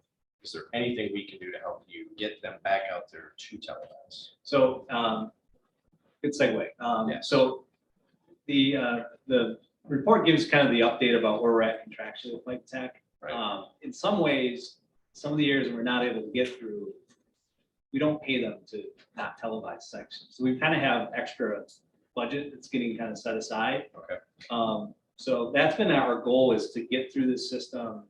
And then if we have time and we have budget, let's go back and hit some of these areas a little harder. Okay. Again, like Mayor Hodges was saying, if there's any, manholes that we can find, or we can, any sort of indication, or even if you're not sure, the DPW would be more than happy to come out there and probe around and find that. Every small victory is gonna help. Absolutely, So I think, I would just encourage anyone that knows their backyard better than anybody else, just to.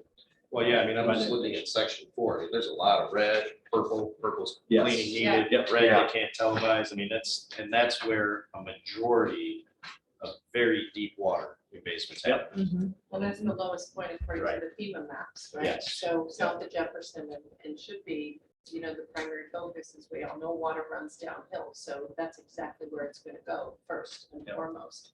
So we should prioritize as the cities. Well, and I think even from a Focus there. communication standpoint to those residents, not one of them is, hey, start looking at your backyards. People are gonna come out, maybe work with Patrick. I don't know. I mean, we gotta get them out there. Yeah, absolutely. Yeah. And that's why we started in that section, obviously. Okay. That's what we know. That was our number We one. know where the issues are, so we want to start there, and if we need to come back, we're open to do that. With that number. Well, thank you, team. Any of the separation projects, the ongoing separation projects, alleys, et cetera, and so forth, or any other place that's been identified where stormwater is going into our sanitary, should be focused primarily, maybe, primary focus there as the lowest point in the city would be. benefit. I think, and this is one of the things with the system manager starting, is we can really kind of hone in some of these CIP projects to start basically equating them and to figuring out where that vast investment is. 'Cause there's no shortage of projects, and it's, I think I at one time talked about when you move into a new home and you realize there's all these things you have to do, you got to start prioritizing. The good news with asset management is that that is basically inherent to that process, where you look at criticality, you look at the amount of service area you can do, and now we have the models to be able to really see where that effective investment is. So I think that'll be part of that process coming up, probably spring, summer months time, right? Yes, Mr. Rowland. Well, I think so, I think it was 2 days after our last meeting, we had a big rain. Yep. And I remember texting Nick with pictures of St. Paul still had flooded corners.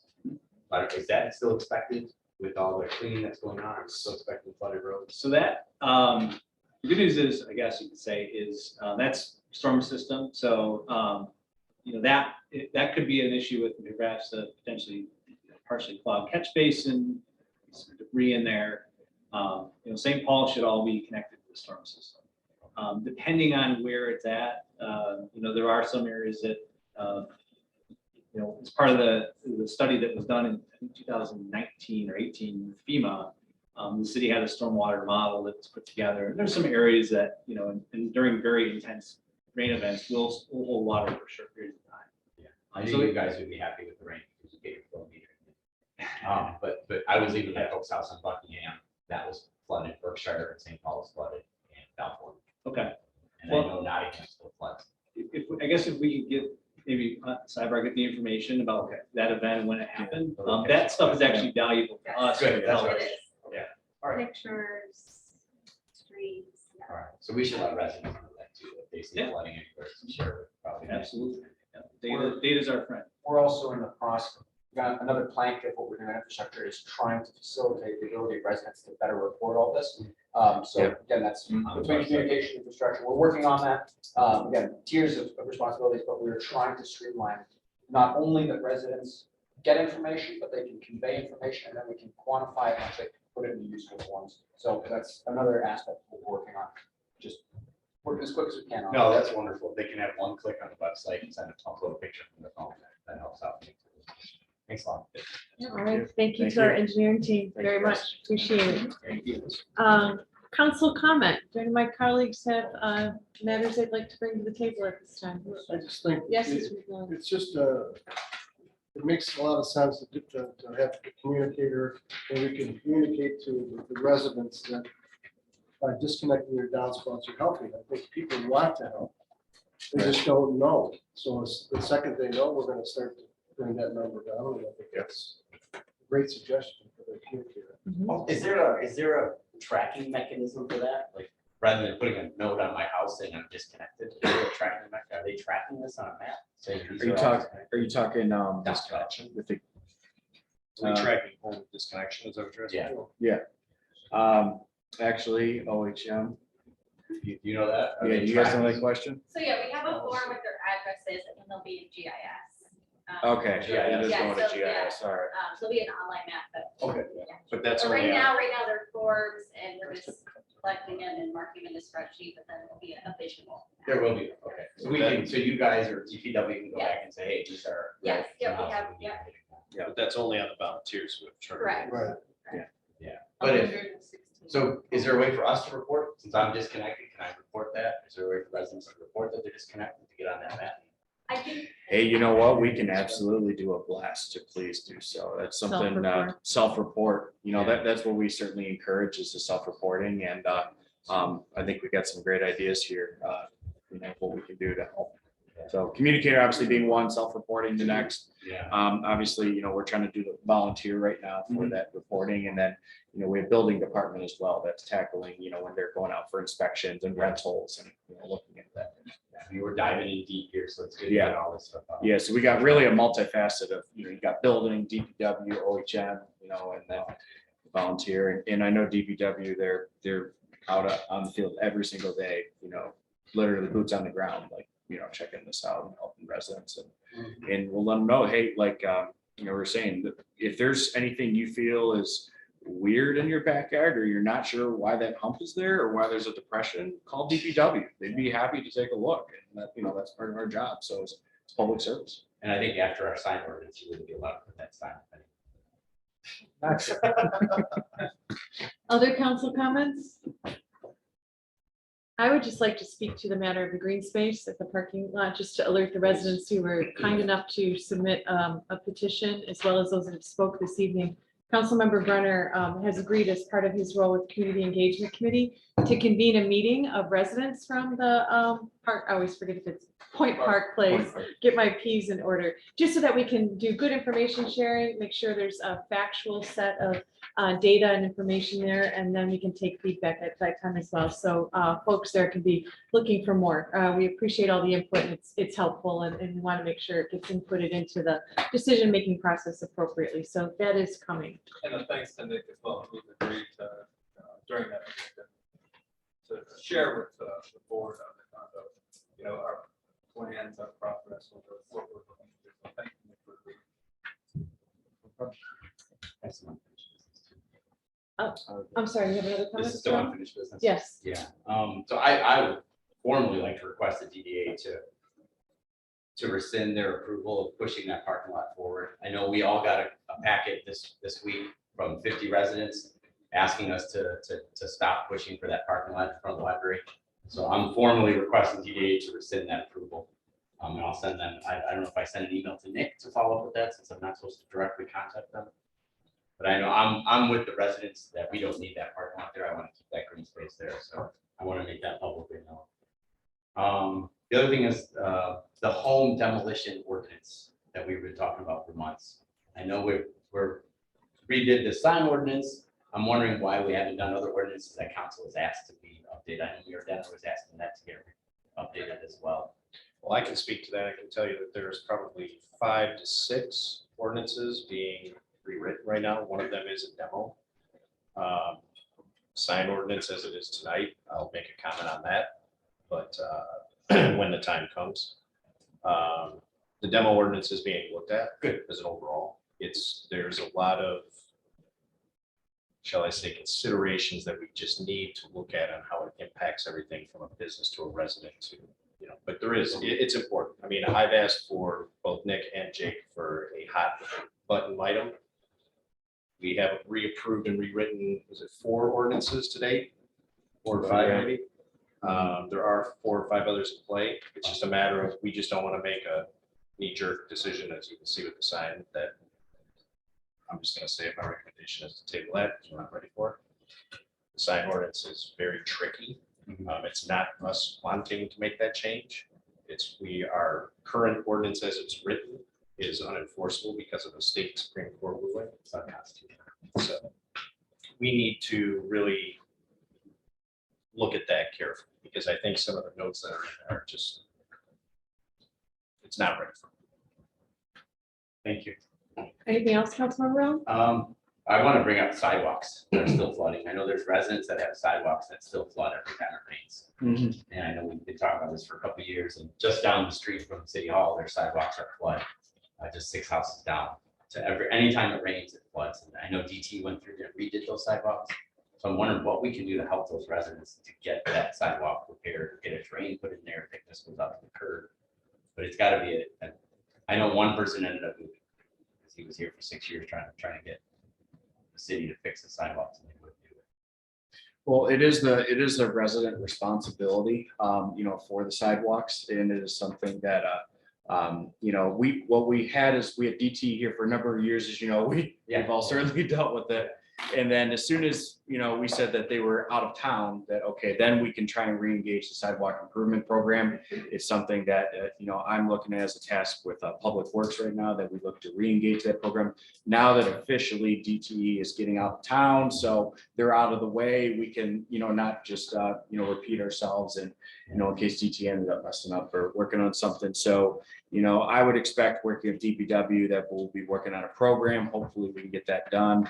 The biggest question really is going to be Councilmember Rayland, as well as just with the rise of costs right now, and then contractors, will they be interested in a project like this? And so that's the questions that we need to have answered right now. Yeah. And I'll be working with DPW to see about that. So I know 2 of the houses had normal sidewalks, but when the streets were redone, that's when they start flooding. The street was a little up higher than the sidewalk, so the water goes to the sidewalk. And I'm taking that as fact from the resident. Sure. I wasn't Right. there. No, absolutely. But I think it's important to note what you just said. It's the resident responsibility. It's the resident responsibility. But it was fine until we redid the street there. Well, They and redid perhaps the street. this is probably an offline discussion, right? I think it's Yeah. important that you brought the issue to the table, and This is the now third time we're Mr. bringing it up. Seisland does know to bring it to work, Yeah. collaborate, to Who should I work work toward with? us. With just with you, Nick? Just- Yeah, bring it up, send me pictures, let's talk. Okay. Give me a Yeah, call, I email. know, it's the third time I'm bringing it up, so can we get traction on it or? Well, if you let me know who it, I'd Yeah, be sure. happy, yeah, so just let me know. Thank you very much. Yeah. Okay, thank you very much. Moving along to new business, the first item, public safety annual report, we've already accomplished. Thank you, Chief Gerald. The next item, you can still keep getting up. The next item is you as well, in tandem with our city manager, traffic control orders. Number 1 is temporary traffic regulation number 220 and 221. The floor is yours. So again, good evening, Mayor and Council. So the first item for your consideration is to remove a lot of the timed no parking signs on Balfour between Verner and Mac. So a little bit of history. Back in the 70s, there was a bus line that ran down Charlevoix. And so people from the suburbs would come into Balfour and they would park their cars in front of everybody's house.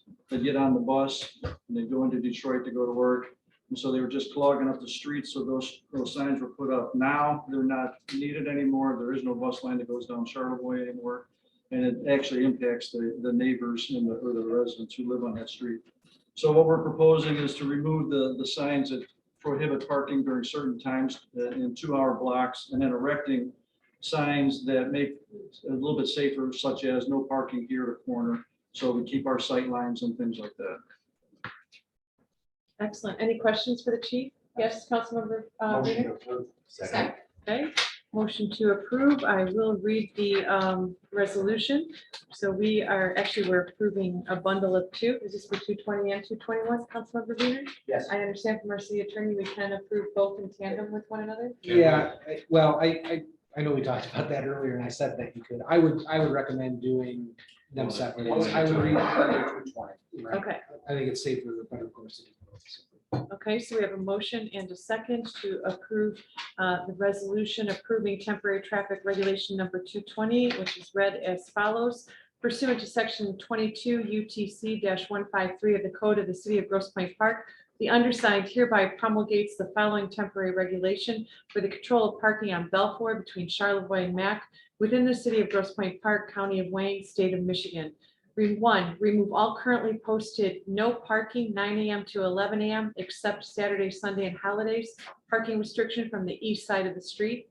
2, remove all currently posted no parking 1 p.m. to 3 p.m. except Saturday, Sunday, and holidays parking restriction from the west side of the street. 3, post the east side of Balfour 20 feet north of the Charlevoix crosswalk as no parking this side of sign. 4, post the east side of Balfour 30 feet south of the Mac crosswalk as no parking here to corner. 5, post the west side of Balfour 20 feet south of the Mac crosswalk as no parking this side of sign. 6, post the west side of Balfour 30 feet north of the Charlevoix crosswalk as no parking here to corner. 7, this rescinds temporary traffic regulation 218. This regulation shall become effective this date and expire in 90 days unless made permanent by City Council, done in the City of Grosse Pointe Park, County of Wayne, State of Michigan. This 11th day of April 2022, signed Director of Public Safety Brian Gerald. If there's no discussion, clerk, please call the roll. Councilmember Bennett? Yes. Gallagher? Yes. Caulfield? Yes. Keener? Yes. Miller? Yes. McMillan? Yes. And Mayor Hart? Yes, the motion to approve temporary traffic regulation number 220 has been passed. Now up for our consideration is temporary traffic regulation number 221. Is there a motion? Make a motion. Motion by Mayor Pro Tem Caulfield, second by City Council Member Wiener. Any discussion? Actually, I should read it first. It reads as temporary traffic regulation number 221 pursuant to section 22-UTC-153 of the Code of the City of Grosse Pointe Park. The undersigned hereby promulgates the following temporary regulation for the control of parking on Balfour between Charlevoix and Verner within the City of Grosse Pointe Park, County of Wayne, State of Michigan. Remove all currently posted no parking 9 a.m. to 11 a.m. except Saturday, Sunday, holidays, parking restriction from east side of the street. 2, remove all current posted no parking 1 p.m. to 3 p.m. except Saturday, Sunday, and holidays, parking restriction from the west side of the street. 3, post the east side of Balfour 30 feet south of the Charlevoix crosswalk as no parking here to corner. 4, post the west side of Balfour 20 feet south of the Charlevoix crosswalk as no parking this side of sign. 5, this rescinds temporary traffic regulation 219. This regulation shall become effective this date and expire in 90 days unless made permanent by city council, done in the city of Grosse Pointe Park, county of Wayne, state of Michigan, this 11th day of April 2022, signed Chief of Public Safety Brian Gerald. Any discussion? Clerk, please call the roll. Councilmember Brennan? Yes. Gallagher? Yes. Caulfield? Yes. Yes. Rowland? Yes. McMillan? Yes. And Mayor Hodges. Yes, temporary traffic regulation number 221 has been approved. Moving on to items number 222 and 223. Chief. So this item for your consideration, if you've driven down Audubon at Kirchoville and again at Verner, there's a full traffic signal that's been hanging there for several years. They've been blinking yellow for Verner and Kercherball and red for Audubon.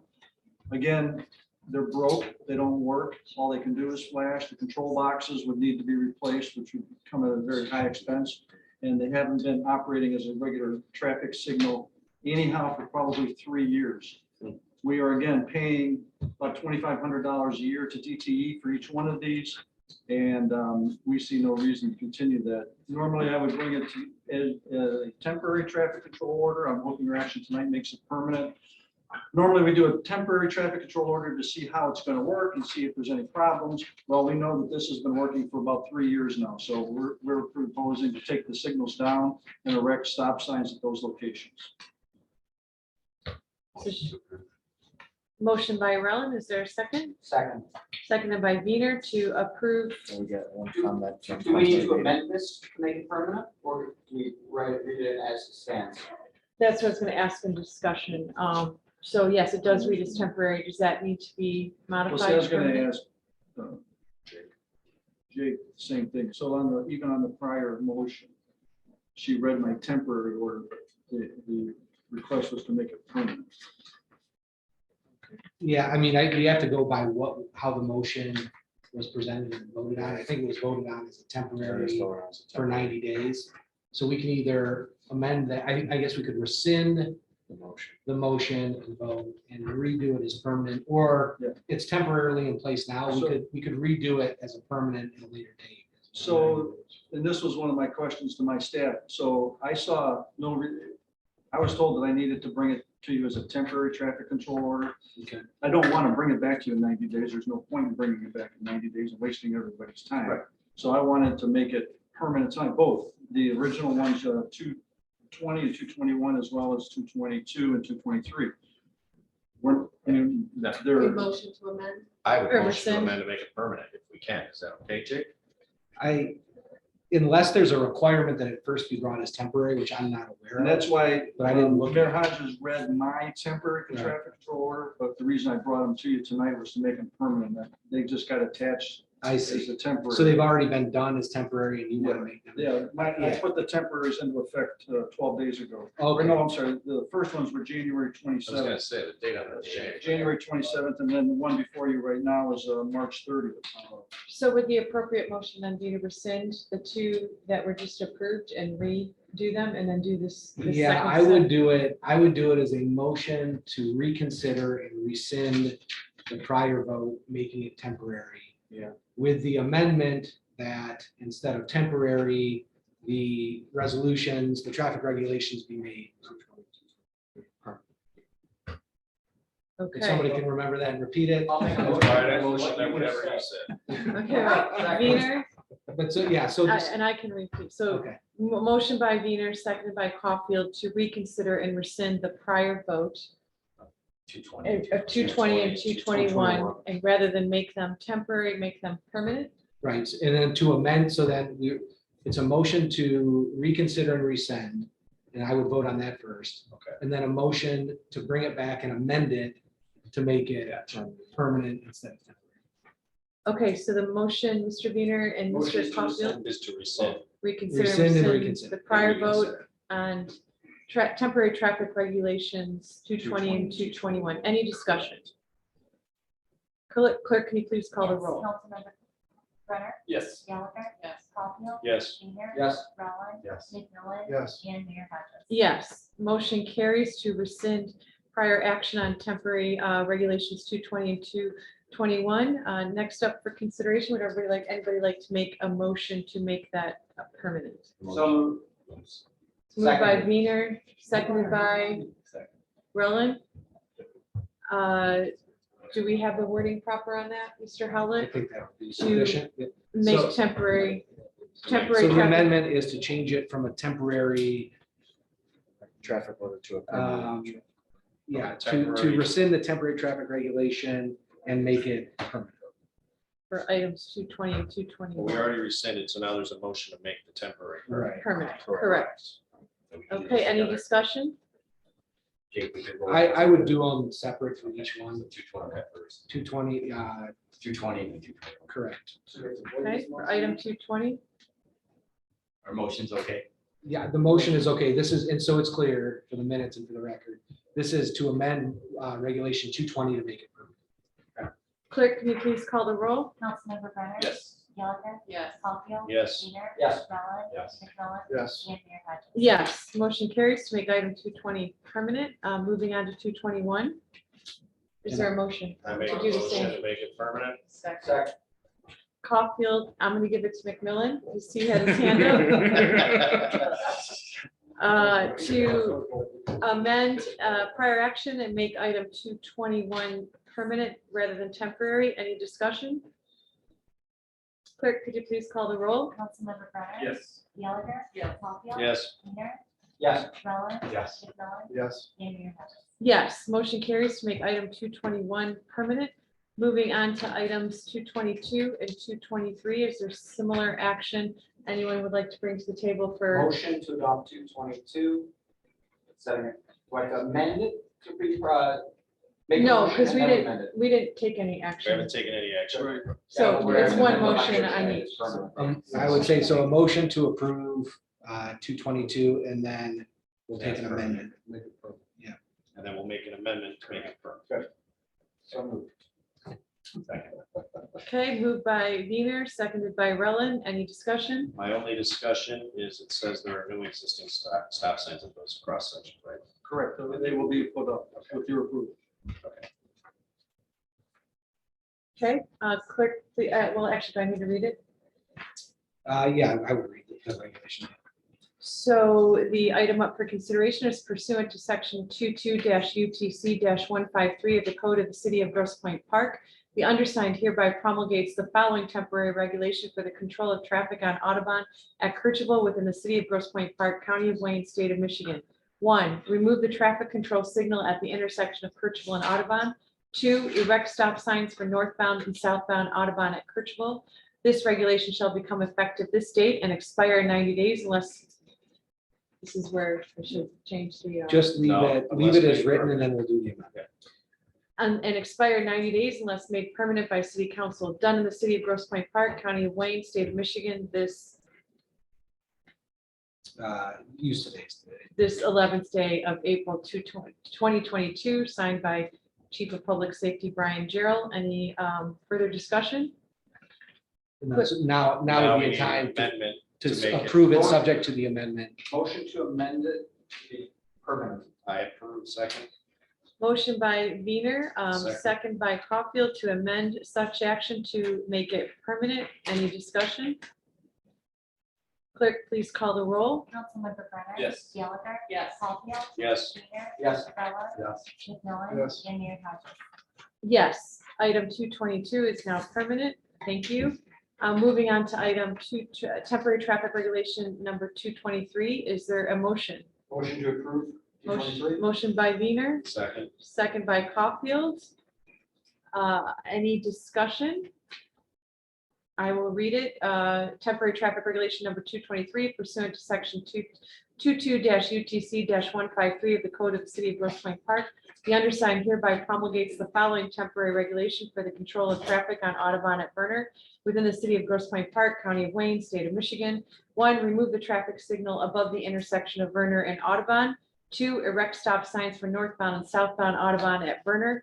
This regulation shall become effective this date and expire in 90 days unless made permanent by City Council. Done in the City of Grosse Pointe Park, County of Wayne, State of Michigan, this 11th day of April. Undersigned Brian Gerald, Director of Public Safety. Is there an amendment one would like to present? Motion to amend to permanent. I approve. Second. Wiener and Caulfield, first and second, in order to make this permanent rather than temporary. Is there any discussion? Clerk, can you please call the roll? Councilmember Brenner. Yes. Gallagher. Yes. Caulfield. Yes. Wiener. Yes. Cullen. Yeah. McMillan. Yes. And Mayor Hodges. Yes, item number 223 is now permanent. Thank you so much, Chief. Sorry for the Congratulations. confusion. I should have just waited the 90 days.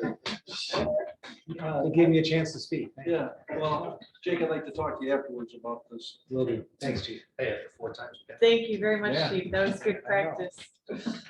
Okay, moving along here, lease purchase agreement, recreation equipment, City Manager Seisland. Yes, so thank you, Mayor Hodges. So Mr. Craig, our park director, prepared this memo for council tonight. Every 3 years, the cardio equipment in the Mead Fitness Center is traded in and a new 3-year lease is signed, which allows us to provide equipment into that Mead Fitness Center and also includes any and all maintenance on such equipment.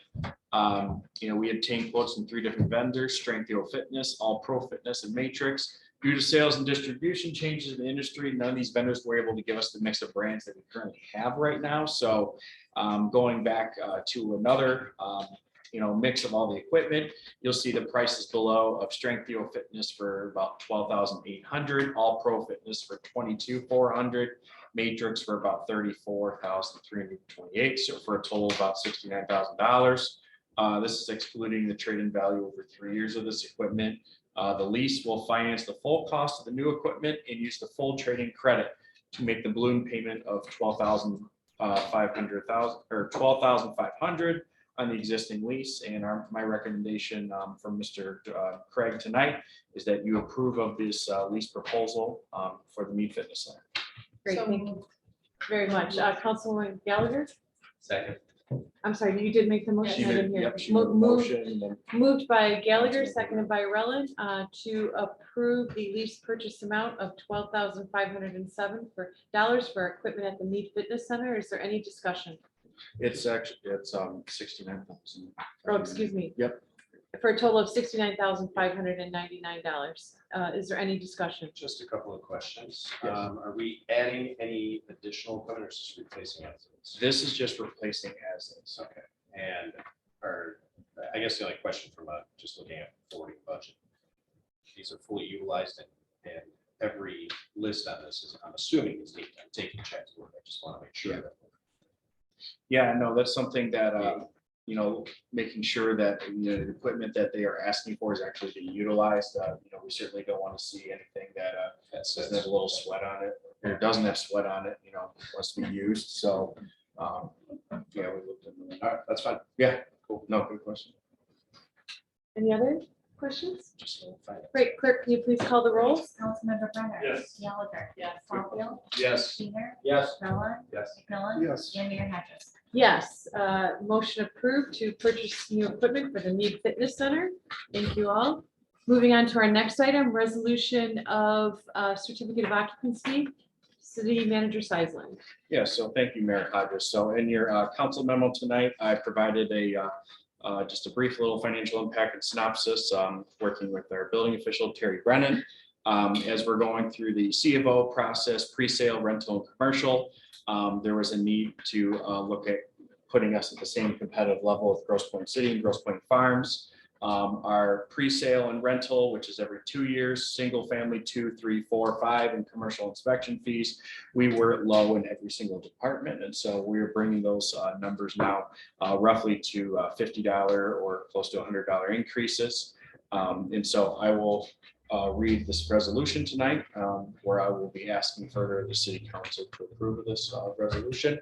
Whereas under chapter 13 of the city code, licenses and miscellaneous business regulations, article rental business regulations, section 1346, fees for issuance of landlord business licenses and for registration of rental properties, inspections and C of Os shall be as established by resolution of the city council. And whereas the pre-sale, rental, and commercial fee inspection is required every 2 years under chapter 7 buildings and building regulations, article 1 general, section 710 C of O and use. And whereas the city building department recommendation To city administration, an update of fees here in this resolution of presale, rental, and commercial fees. And whereas the presale and rental of a single family inspection fee of $200, two family $300, three family $350, four family $400, and each additional unit over four family unit add per unit of $50, commercial fee $200. And now therefore be it resolved that Mayor Hodges and members of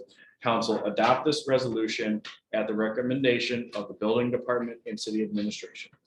Thank you, City Manager Seisman. Is there a motion? Motion to approve the resolution. Thank you, Councilman Second. McMillan. Is there a second? Second. Any discussion? My only discussion, question. This is to bring, I understand why we're doing this, bring it up to normal, but we are in market rates. Yes, With these new. fees. Okay. So we were low, Councilmember Caulfield, to the other communities right now.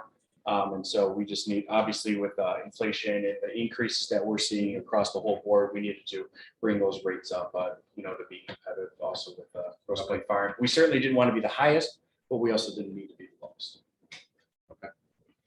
Other discussion? Okay, so the motion on the table is to approve increases to the certificate of occupancy fees for pre-sale, rental, and commercial entities as noted and as read in the resolution by City Manager Seisman. Clerk, could you please call the roll? Councilmember Brenner? Yes. Gallagher? Yes. Caulfield? Yes. Junior? Yes. Rowland? Yes. McMillan? Yes. And Mayor Hodges? Yes, motion carries. Councilman Brenner, you might want to share this with the Grosse Pointe Park Business Association and other entities in your liaison role to those bodies. Next item on the agenda, resolution via the Michigan Planning and Enabling Act Council Authority regarding our master plan. City Manager Seisman. Thank you, Mayor Hodges. So as in the summary tonight, that Michigan Planning Enabling Act allows the legislative body, in this case, the city council, to consider for approval or deny the proposed master plan. The planning commission at its next meeting will look to hold a public hearing with the final draft plan for its review in consideration for approval. If the planning commission approves of that master plan, afterwards, the next step would be review and consideration for approval at the Grosse Pointe Park City Council. And so that'll be that next process. My recommendation to you, and I'll read it tonight, is approval of this resolution as required per the Michigan Planning Enabling Act. Whereas the existing master plan for the city of Grosse Pointe Park was adopted in 2012, and whereas the Planning Commission has prepared a new master plan to establish goals and guidelines to facilitate the direction and development of the city of Grosse Pointe Park and to reposition the city into the future. And whereas the Planning Commission will host a public hearing on the final draft master plan at a future date for consideration of approval of the master plan under section 43(1) of the Michigan Planning Enabling Act. I'm not going to read the rest of that. And whereas under section 43(3) of the MPEA, the legislative body may by resolution assert the right to approve or reject the master plan. And whereas if the legislative body has asserted its right to approve or reject the master plan, it shall approve or reject the proposed master plan approved by the Planning Commission under section 43(2) of the MPEA. And whereas legislative body is defined by section 3E of the MPAA to mean the council or other elected governing body of a city, such that the Grosse Pointe Park City Council is a legislative body. Now therefore be it resolved that Mayor Hodges and members of the Grosse Pointe Park City Council assert their right under section 43(3) of the MPEA as a legislative body to review the proposed Grosse Pointe Park master plan and to approve or deny. Thank you for reading that, City Manager Seisman. Is there a motion? I motion to. I have a question. Oh, we Yeah, get a yeah. discussion once we have a motion on the table. if I that's all right. motion. Moved by Caulfield, seconded by Rowland. Discussion, Councilmember Gallagher. Thank you. My question is, so this resolution is specifically required from section 43(3) of the MPEA in order for us to approve or deny the master plan. Correct. We For the would city not be council. able Yep. to do so without this resolution according to that article. That's correct. Yes, So correct, the statute lays out the process Yeah. for approving the master plan. And if you look at the statutory scheme, there's two paths. And so if you don't have this resolution, final approval of the master plan sits with the planning commission. With this resolution, the planning commission approves it and then sends it to the council for final approval. Thank you. And in our research, most communities have this resolution. It's a part, yeah, the resolution's required, so. Thank you. for that. Thank you for that question. Is there other discussion? Real quick. Yes, Councilman Brown. Just a couple of us were there, so we're gonna have, you guys are gonna have a second meeting with planning commission, or not a second, but another meeting before the public. Yeah, so the next planning commission meeting, work with MCAS, will hopefully be the public hearing, so we'll advertise to the community 15 days in advance of that meeting. Yeah. There will be, we'll call it the final draft master plan, where at that point, then the planning commission will approve or deny. And that's scheduled for June 1st as of right now. I think right now, that would be the next planning commission. Warren will be there. So at the commission meeting last week, you guys mentioned having a meeting in between there to get your draft edits so they can approve the final version. You guys set that date. I don't remember that discussion. Remember that we came. But I know. Some updates that they wanted you to insert before they approved it. Yeah, oh, I see what you're saying now. Okay, yeah, so, I have to take those comments now, that was part of that, and then your comments as well. I'm gonna compile that all for MKSK. I have to meet with the consultants, and then I'm gonna go over all those comments, provide such a copy to the planning commission, where at that point, they'll see that document of what's being put in there. I'll be talking with the chair and the vice chair if they feel that, there's more discussion needed. Then we'll look to, per talking with the leadership, see if we need to hold a meeting pre the public. June 1st. Okay. Yeah. That's right. I didn't know. Okay. Thank you. Any other discussion? Clerk, can you please call the roll? Councilmember Brenner. Yes. Gallagher. Yes. Caulfield. Yes. Wiener. Yes. Mellon. Yes. McMillan. Yes. And Mayor Hodges. Yes, motion carries, granting the city council authority to approve the master plan. Thank you. Moving right along to our sign ordinance, City Manager Seisland and Mayor Pro Tem Caulfield, in your capacity as chair of the ordinance committee, it's all yours. Yeah, I just want to make, these were combined discussion notes from our last ordinance meeting that I think were prematurely put forward. There needs to be a lot more discussion on this, and I appreciate that we want to get this done, but I think it's time. I mean, after looking at this, this impacts a lot of our businesses, it impacts real estate agents, realtors, it could impact construction companies and things, and I think we need to take a more holistic approach on this. So my recommendation tonight, and I've welcomed comment and dialogue right around, but my recommendation tonight would not be to move forward on this one. Okay, and you would encourage the community to get you feedback via Absolutely. what vehicle? Yeah, this is a very challenging ordinance from the way it's written. And I think we need to take a very holistic, non-detailed approach to this. It's just my opinion, but I'd like to hear dialogue. Yes, Councilman Wiener. Table this. That would be the next. Yeah. Moved by Wiener, seconded by McMillan to table the matter. Any further discussion? Clerk, please call the roll. Councilmember Brenner. Yes. Gallagher. Yes. Caulfield. Yes. Wiener. Yes. Mellon. Yes. McMillan. Yes. And Mayor Hodges. Yes, motion carries to table the item regarding the sign ordinance.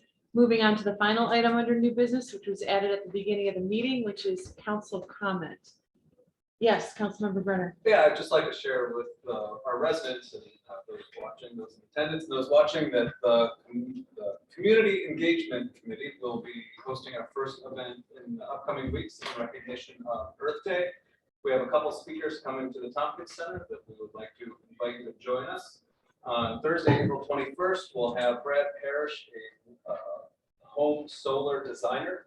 Will be joining us to talk home solar, how to get it installed, the pluses and minus costs, the nuts and bolts of getting home solar in your home. It's a really cool technology that is starting to come of age.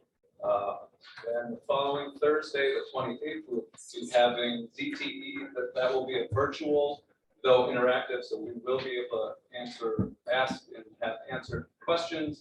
But DTE will be there to give us simple tips to make our homes more efficient, both to help the environment, plus to help reduce our ever-increasing energy bills. They'll be bringing some giveaways as well. Also very important, Val, my wife, will be baking cookies, so that alone may be worth the trip. You were the cook in the family. She learned from the best. So I would kind of like to say come for the information and stay for Val's cookies, but that kind of doesn't sound right. Nonetheless, April 21st, April 28th, please join us as we are a brand new committee. And we're continuing to make plans for next year. Our best gauge of community interest is your participation. So please, if you're interested in learning more on this topic, and as we continue to do more, I encourage you to come down and join us. Again, the more that you guys participate, the more that we are encouraged to continue to offer these special events. So, thank you, Mayor. Do you want to mention any of the other events coming up? Are we? No. No, Are we okay, ready? all right. We Well, there's have- more we to have some come, big ones community. coming, but yeah, let's. All right, we'll wait. Other comments from my colleagues? That's my only last comment. I don't want to belabor this, but tonight there's been a lot of talk about downspouts and our water filtration issues. You know, I'm hearing from OHM, we have a very limited amount of people signing for volunteer. Is there anything we can do from the city, from the communication, again, to get more information out to the residents regarding downspouts, regarding disconnection, how easy it is? I just feel like there might be a miss there. I mean, I could be wrong. But So I was about to say, certainly one of them, you know, reaching out to our local papers, Grosse Pointe Times, Grosse Pointe News, right, I'm sure we'll talk tomorrow. And then, you know, I'll also be reaching out, obviously, those council members that have social media, that's obviously really helpful.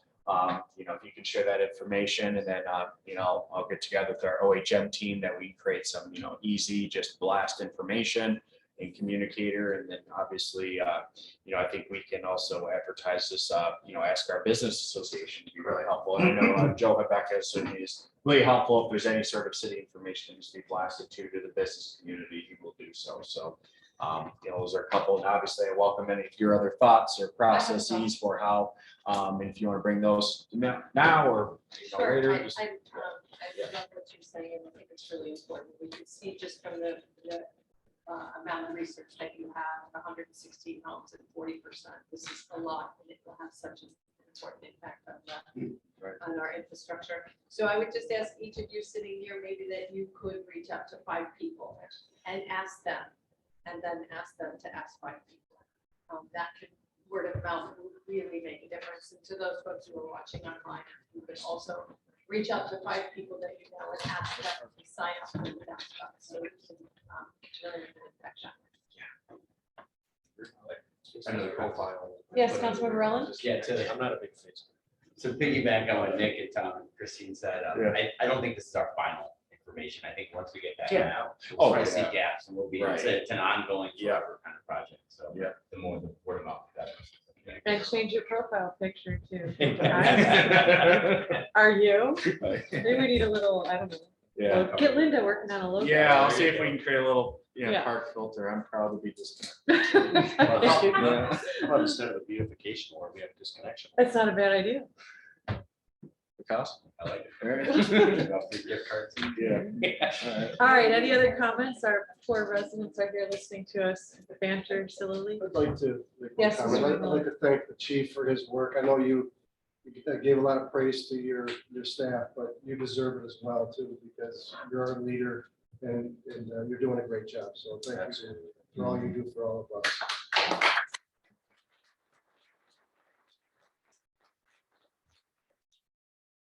Is that because you parked illegally? I did park over there. All right, with that, I believe a motion is in order to move into closed session. I would like to apologize to our residents in attendance now. We do need to move into closed session. You're certainly welcome to come back at such time we move back into open session. It is to, we are allowed by the Open Meetings Act to go into closed session for certain items. In this case, it's pending litigation. To discuss. So that is the rationale and the justification for moving into closed session. And with that, I would invite a motion to do so.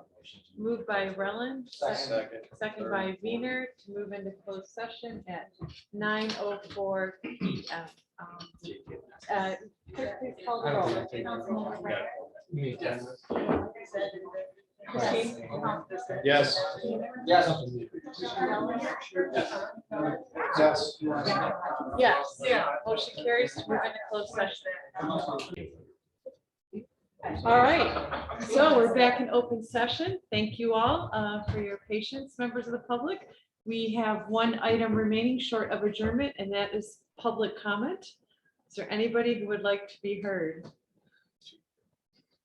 Teacher. I could stand quiet for 3 minutes if you're willing.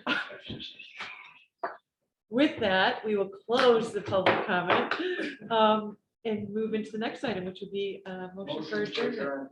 Seconded by, what's your name? Reader, seconded by, who wants it? I'll take it. Caulfield. To adjourn at 9:44. Clerk, can you please call the roll? Councilmember Brenner. Yes. Gallagher. Yes. Caulfield. Yes. Peter. Yes. Yes. Yes, motion carries. We are adjourned. Thank you, everybody. If anybody's interested